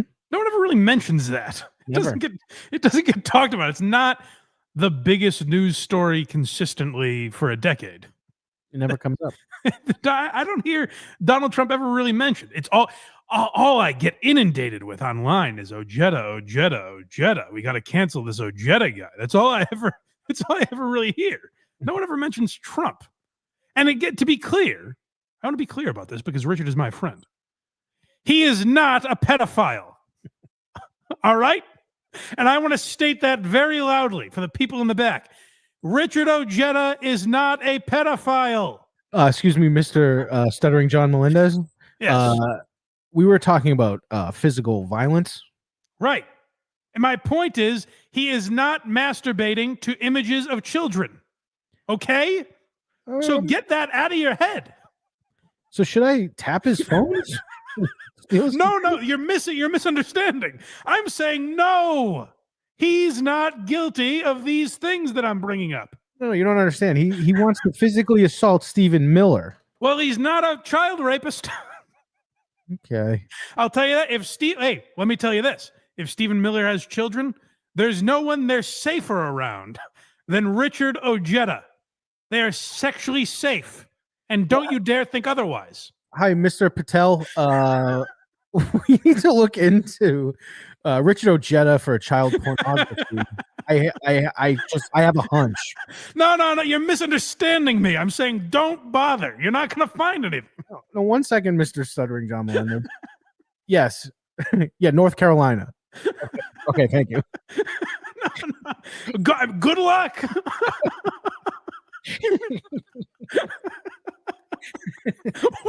Why is he saying that? I'll tell you what he's not. He's not a pervert. He's not a sexual deviant that jerks off to kids. I'll tell you that much. Who gives a fuck about that? Nah. Nobody cares. That don't mean anything, does it, people? That was the end. Richard, no, Richard, I'm defending you. He doesn't touch children. Well, I didn't even think to look there. just here. I know. No, it's good that your heads weren't there because it's silly. It's ridiculous. Mr. Melendez, unfortunately, that's all I can think about now. So Jerry Sandusky with Bob Costas didn't implicate himself as a child molester as much as John just did to Richard Ojeda. Just for no reason. He brings up child pornography.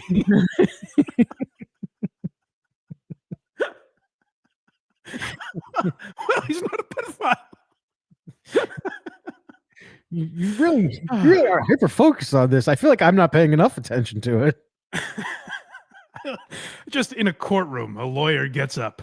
This guy, and he's gonna fly through law school and pass the bar with flying colors and all that.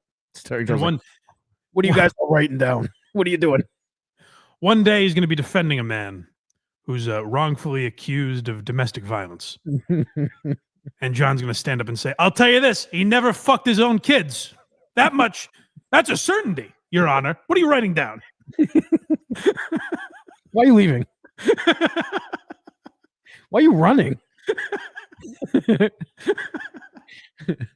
Oh, John, beautiful.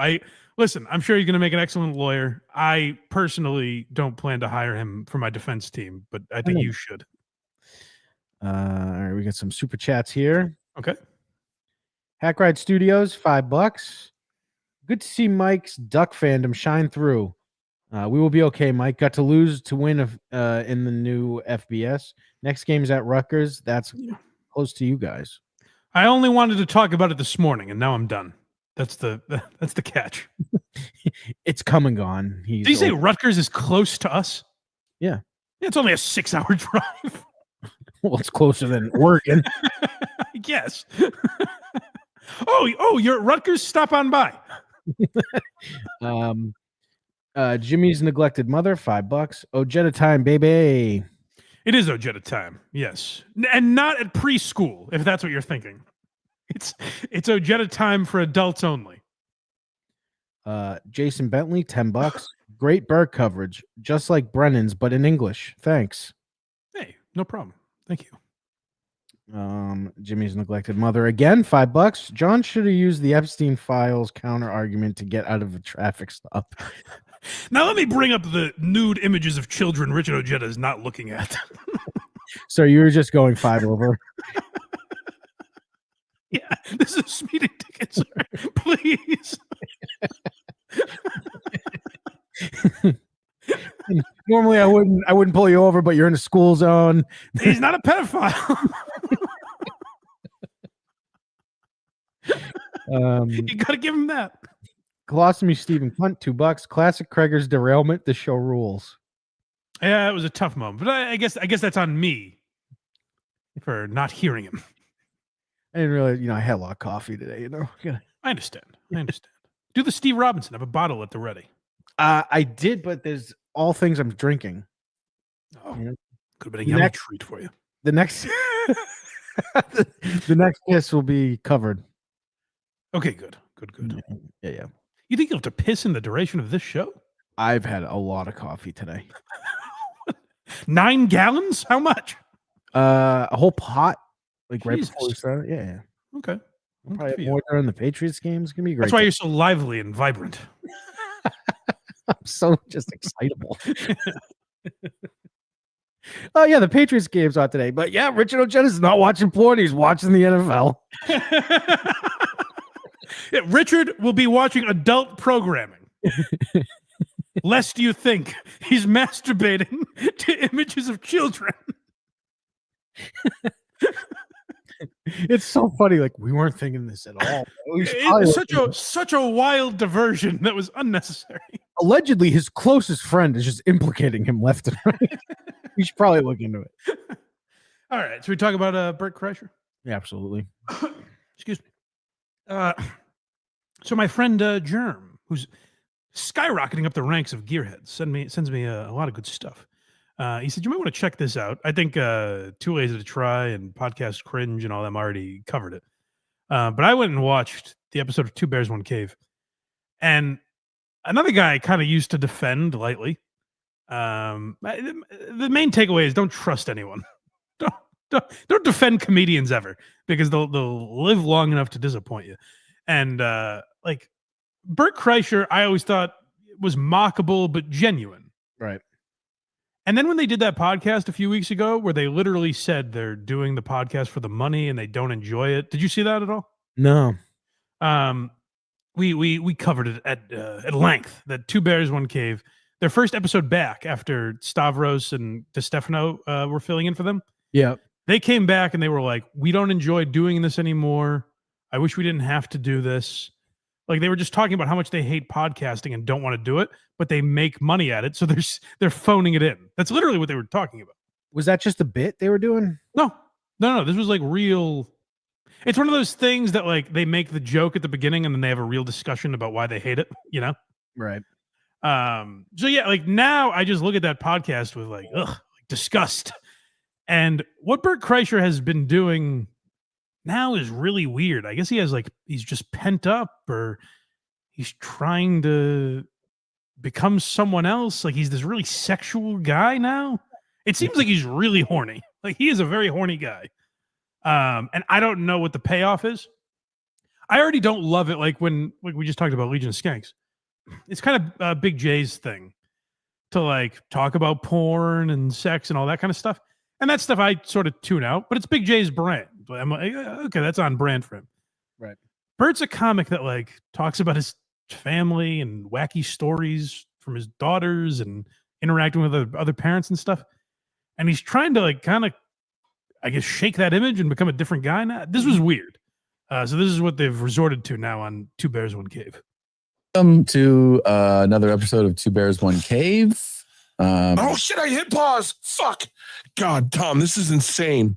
This is the greatest thing I've ever. Watching adult footage in virtual reality. So what's going on? What are you seeing? Okay, there is a Russian chick in a red dress. Okay, and she's sucking my dick. And Tom, I have abs. I have limited pubes. I have skinny legs. My jeans are to the left. I'm in a nice bespoke kitchen. I got. Is there like part of the audience that this is for? Not to my knowledge. Like he's literally he's got what, a VR headset on or something? Yeah. And he's just like, I'm getting my dick sucked right now. Like, oh, okay. Can we watch with you or something? Because I'm not getting any enjoyment out of this. This is what like people have talked about with these guys for years, more with Segura, where people are like, Segura's like, oh, everyone's just jealous because like now I have money, so I'll talk about private planes. It's like, no. Talk about the private planes in a funnier, interesting way. Right. Don't just come on your podcast and go, yeah, I flew private this weekend. Because people are going to be like, well, who gives a fuck? Talk about something. Right. Don't just talk about like, this is not interesting for anyone. Like, who is this for? You're not on the podcast. You're having a different experience. No, I'm talking to her. Oh, hold on. You don't have to thrust. You can just watch. No, it's kind of cool. I'm on the same timing he is. Uh-huh. I wish you could touch her. You can try. Nope. I'm going right through her face. Okay. Good. Holy shit, Tom, this is next level. Pretty cool stuff. You should bring this to Riyadh with you. Something tells me that might not go well. You don't think so? I don't think so. This is insane. This is crazy. This is the future. Welcome. Why would you ever date a chick? Why would you ever go out to a bar? Why would you ever do anything when you can just bang tens for real? I got to try jerking off with it. Well, not for real. It's virtual. It feels real. Okay, do it on your own time. What is this? Why they open the show with this and then spend like 15 minutes talking about Bert Kreischer getting his dick sucked by a fake person? This is what people are talking about when they say you're not relatable anymore. This is exactly it. Yeah, it's on full display here. It gets a little creepy. Yeah, so I've never realized what a horny guy he was. Was he always like this? Because I don't remember this level of just pent up sexual frustration. I mean, kind of, but he would make it or try to make it funny, not just be like, I am horny. This is just weird, and it's even weirder because it's also a fake story. Like, he's obviously lying. So it's like, I think he thinks he's coming off great, but the audience didn't perceive it that way. Dude, I'm ready for a fucking robot chick. Yeah, they're available, man. You can afford it. You should do it. Dude, you can design them. They're $3,000. Should we make one? Should we make one and fucking bring it? Let's make it. Sounds like it's worth every penny. Okay. Would it be creepy if we made them and we made them look like people we know? Yeah, that'd be super creepy. And you're like, Sarah Tiana, come over to my house. I want you to meet my robot chick. And she's like, wow. I go, look, it's got a Southern accent and everything.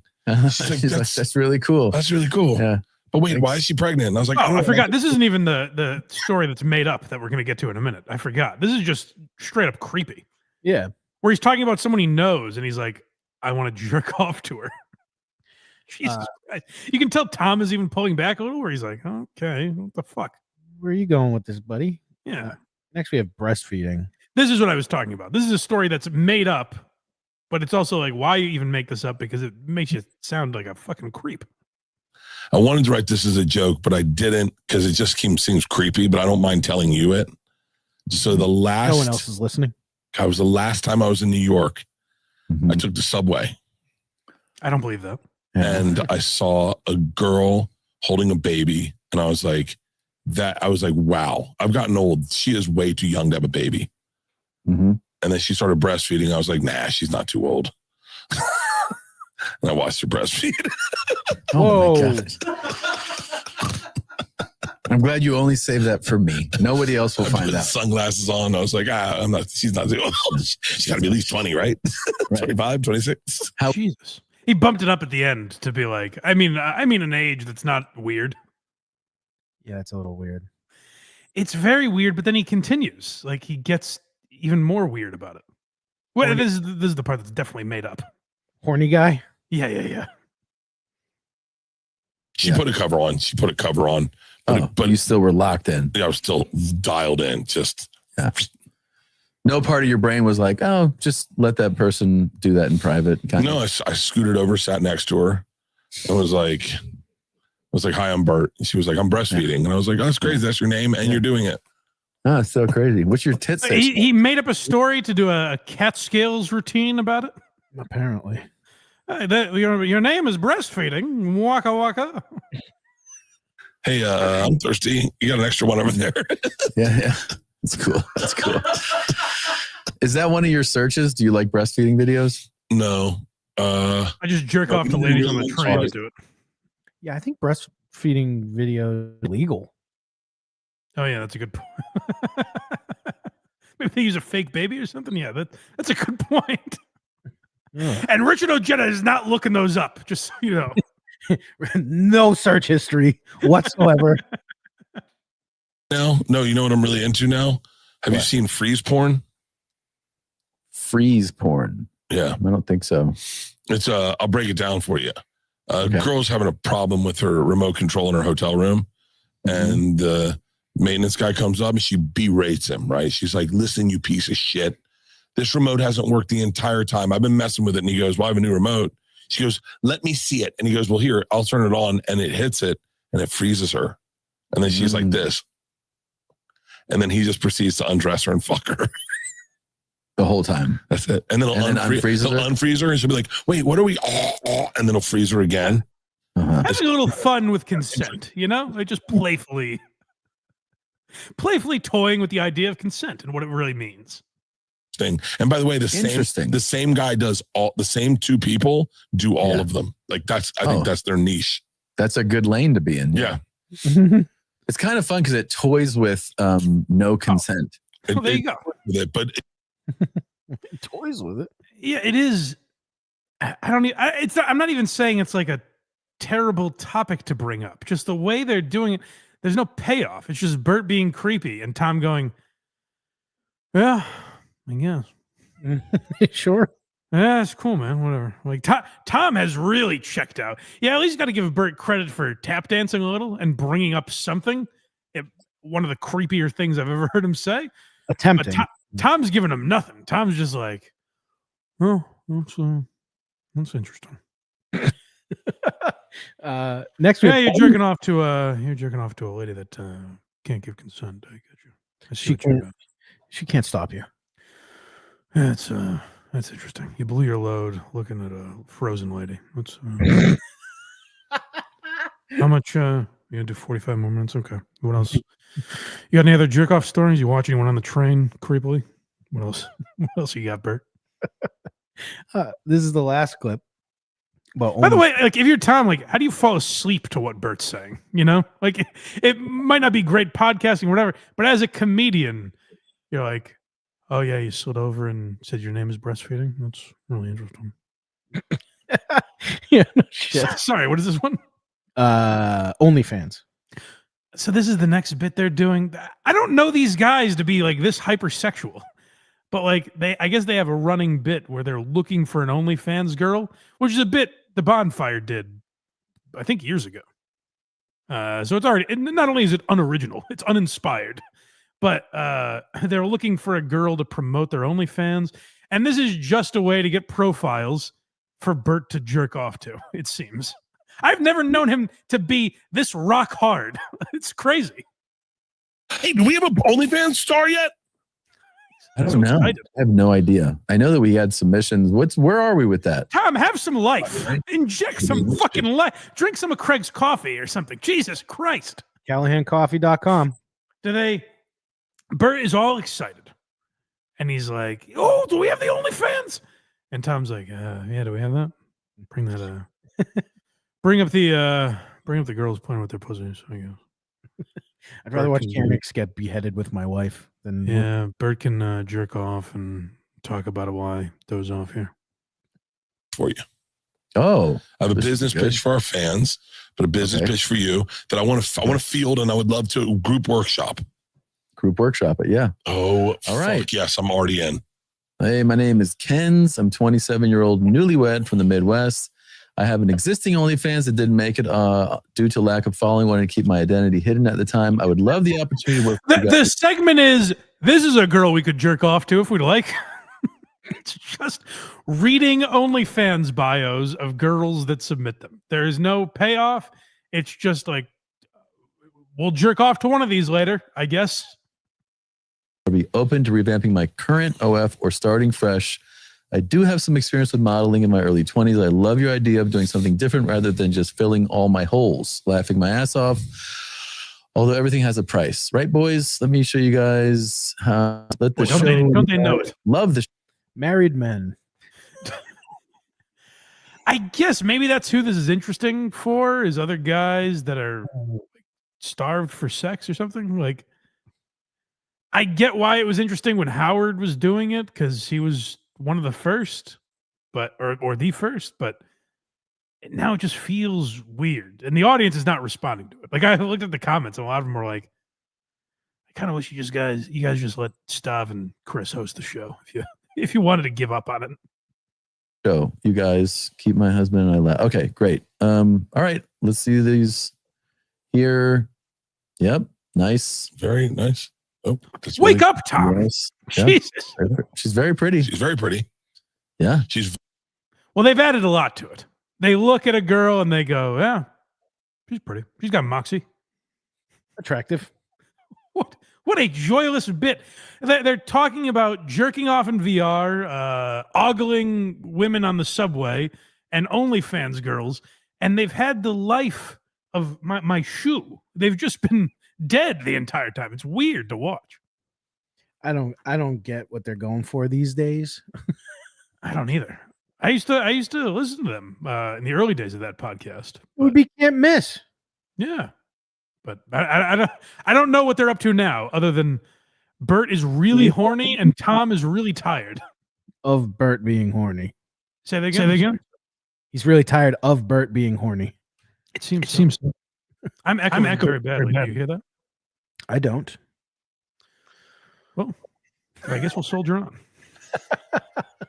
There's only one thing left if we want to get to it. What time is it? It is 12:15. Here's the thing. Here's the pickle we're in Yeah. with GD Fenderson. Casey Day tells me, if we're going to do this, we got to get through the whole thing. There's only 11 minutes left. I don't know if we've ever gotten through 11 minutes of GD Fenderson. No, never. Do you have a time you have to be out of here? Before kickoff, preferably. Do we do this? Or we do this Tuesday. Ooh, interesting. Little bonus. That's not a bad idea. That's the first time you've ever produced in the history of this show. Well, that's not true. Congratulations. What a day. You were right about Burr and you had an idea. That's not bad. Guys, if you want to see the last 11 minutes, if you want to, how's this? Because we can't make these people suffer through GD Fenderson and never give it to them. That's crazy. Mm-hmm. If you want to watch live with us, we'll do it on Tuesday for members, and then we'll release it later for the rest of you. Deal? Deal. How's that? It's a pretty good deal. We get early football here. What a lovely day this has turned out to be. Can't wait. I'm excited for football, which is nice. All right. Well, that's exciting. Yeah, the Patriots are back, it seems. Well, we'll find out today. After last week. This is the real test, oddly. Yeah, the bounce back. Yeah, was that a fluke? Now it's interesting. Drake May looks like the real deal. What about the rest of the squad? That's what I'm saying. Stephon Diggs continue his performance. It's a shame the Bills couldn't win one while they had the chance. Like, they had the AFC for 5 years. I know. We lent it to them, and now it's all over. Now it's ours again. Yeah. So we shall see. All right, good idea, Craig. I like that. We'll be back Tuesday with GD Fenderson coverage. Because like I said, we got to finish it, right? According to Casey Day. We have to. Yeah. So 11 minutes left. The last 11 minutes. How exciting. I don't know. However, he did Anything say happening in the chat before we can hang out, take questions, whatever the people want. We got time now. Brando, $2. Great show. Keeping me entertained on first shift. Thank you, Brando. Great show to you as well. I thought Brando's story the other day was better than people gave it credit for. I was hooked. Dang Lizard, £5. Why didn't Bill Burr and Stuttering John use the "that's why pencils have erasers" defense? Approved strategy. Honestly, that would have worked for Burr. If he was just like, I made a mistake. I went for the money. People would be like, okay, you know what, Bill? We're sorry. We're sorry we even questioned you. No big deal. That's all he had to do. It's crazy. Aziz laid out the playbook of how to handle it. Louis handled it fine. Like, even Pete Davidson, when he was on Theo, was like, yeah, a lot of people are mad. And then they started talking about 9/11. Like, he just kind of diverted attention. He wasn't like, they're all cowards, the people that are calling me out. Yeah. Camaro 69Z, this isn't a super chat, says, shut the fuck up. Bills have the AFC for the next 5 years. We'll see about that. Drake May might have a thing or two to say, Buster. That's right. I don't know. Today will be very telling. Yeah, that's why I'm like, ooh, this is he throws more sideline balls like last week. It's all over for everyone again. Yeah, we'll see. We'll see. And we can now put to rest the Mike Vrabel is just as good as Gerard Mayo. I mean, I think I always had more confidence. Vrabel has a track record. Like, he was an established coach in the league. Yeah, Taylor Lewan even went on his show and was like, he's going to whip those boys into shape. So it's not like everyone's like, what's Mayo going to do? Right. Go Lions. Ojeda is stone cold crazy. Yep. Mike just listens to football, I guess. I mean, it's on the TV, but yeah. Well, the radio call's probably better if you're going that route. I'd have to like buy the package or whatever to have it on my phone, though. Yeah. For the radio broadcast. I guess I could get a physical radio and listen to 98.5. I don't get it out here, though. I don't know what station it would be out here. Are you better off watching on like an 86-inch television or a phone? Probably a phone. Yeah, you can pinpoint if you needed me to describe anything, probably the phone. Okay. That's an interesting question. I never thought of it that way, but that is correct. A phone, yeah. Well, there you go, people. Yep. Little insight. Pun intended. Sometimes this is Tiger Lily. Sometimes I wish I was blind when I watch my Steelers these days. Hey, you said it, sister. Go Mariners. Has Aaron Rodgers not turned them around to Pittsburgh? He's looked pretty old unless he's doing like lines of blow right before the ball snapped. I did like that Aaron Rodgers said like how much he loved beating the Jets. He was basically like, fuck them. I do like Aaron Rodgers. I don't love Aaron Rodgers. Of course you do. No, I actually find him very annoying in that sphere. I'm like, shut the fuck up. He's a little pompous. Yeah. Yeah. Yeah. AM carries like 300 miles. No way Mike doesn't get his games. It's FM. I'm sure we have it on a different station out here. I just don't know. I've never listened to it on the radio since I've moved. I got a story for you. Okay. Last night was the first night since we moved that the skirt was away. Oh, bachelor pad all to myself. Was it haunted? Yes. Oh shit! You weren't expecting that, were you? No, I didn't know we were going blind Mike Rife.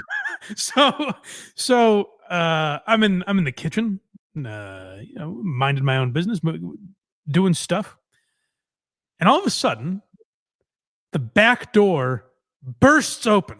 Oh fuck! And I go, "Hello?" I'm like, "What the fuck? What's happening?" And by the way, I was outside early. It was like a peaceful day. It was one of your many workers died putting the pool in. Maybe. Well, but no one was there. It was a peaceful day. The weather was not crazy, but the door bursts open, and I'm like, "What the fuck is going on?" So I walk out and I try and shut the door, and the door is not. It's like the wind is like blowing back at me. I'm like, "What the fuck?" You got in a suction hole. So then I hear a fan on. We have one of those. Someone's just like, I love Blind Mike Project so much. That kind of a fan? Or? Yes, a fan. Yeah. An eager fan. Why are you laughing? You should be nominated. No. We have one of those. I think that is it like an induction fan or something? Just let me see the warthog wall once. No. Like an actual fan that, you know what I'm talking about? Yeah, that's what I'm saying. All right. Let's get back. Who is the man's name? Fan. Yeah, you know what I'm talking about. Yeah. That was on all of a sudden. Like, I've never turned it on in my life. I actually think it's kind of a useless thing that we have. People that have come over have been like, oh, that's good. You're going to like that. That's a good induction. And I'm like, I don't give a fuck about it. I don't know why we have it. I don't know what it's. I like the idea that the Scrooge is there the whole time. So the reason I bring this up is people have often asked, oh, does she do things to fuck with you around? And I'm like, I roll my eyes. I'm like, why? What kind of a relationship is that?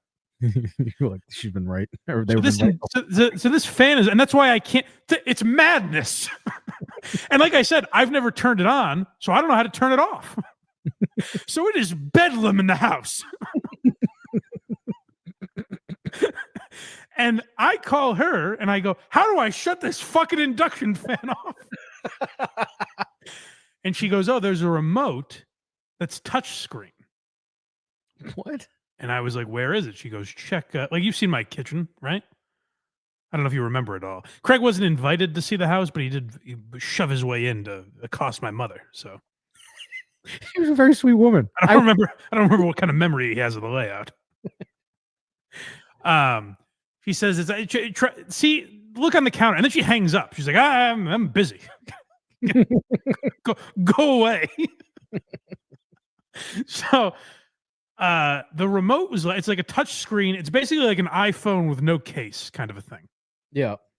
And it's right on the counter in a spot where if you walked into my kitchen and I said, Craig, just act relaxed, naturally you would put your hand down on this. Yeah. For some reason, it's like locked open so that if you touch it, that fucking fan is going on. So I guess I breezed by, like hit it with my hand and didn't know.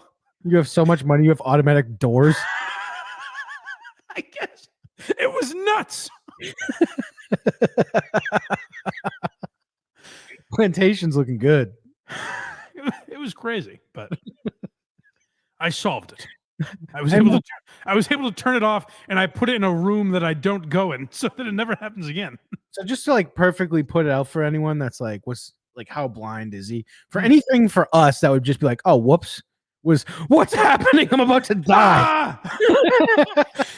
It literally seemed like there was like if it was night, I would have been freaking the fuck out. Oh, dude, that would have been terrible. Yeah. Although you thrive. You were born in it. Well, luckily, it was good that it was a bright, sunny day, though, because I was like, it's not the weather. Like, what the fuck is happening?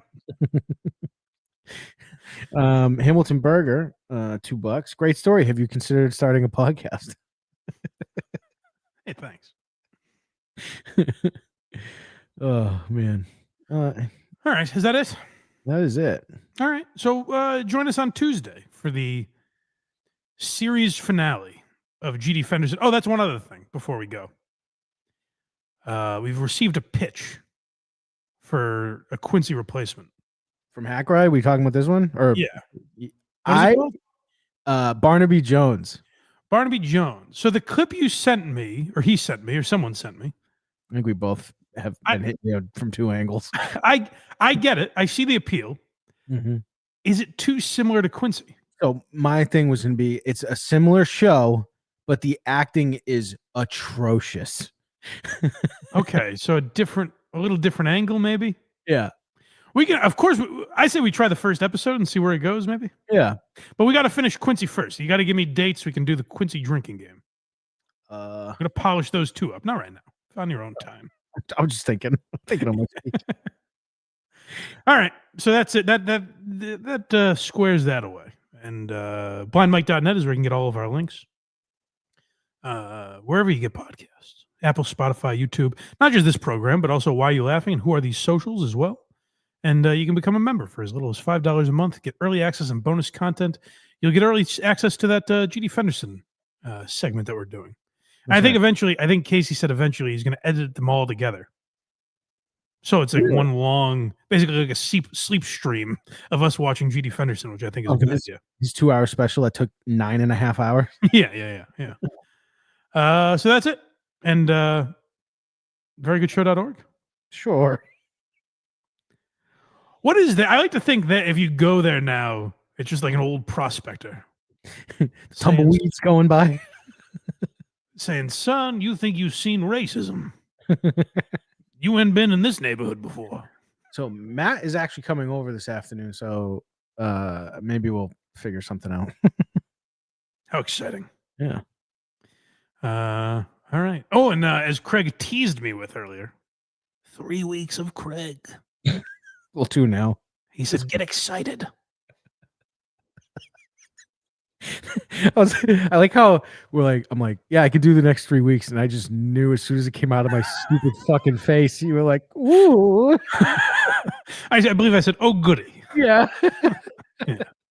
Well, it's exciting. Yeah, totally. All right, gang. We'll talk to you next time. Thanks for hanging. And bye-bye. And we have a meme transition. If you don't think that I've been hilarious this morning, I have news. This show is not for you. And we should lovingly part ways. Hey, it's Boogie. Sappers clear the way. Everyone all the way. Now, this is very interesting. Now, really, ladies, if you're listening, and men, and everybody in between. If I tell you you've got a homicide, buddy, you've got a homicide. I hope to hear from you soon. I am proud to own the Trumpy Bear, and I will always be proud to be an American. Until then, have yourself a great day, and as always, There's no cum on my mic. rock on.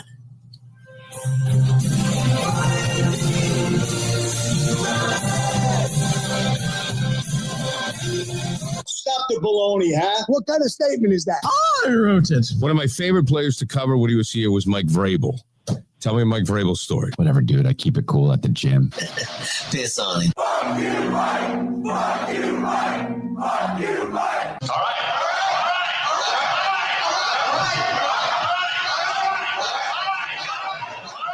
Stop, my belly hurts. My dad was in the military. Can you please kindly F off, please? If a person is on a bridge threatening to jump, how do we know that he wants help? Okay, I hope nothing's bad happened.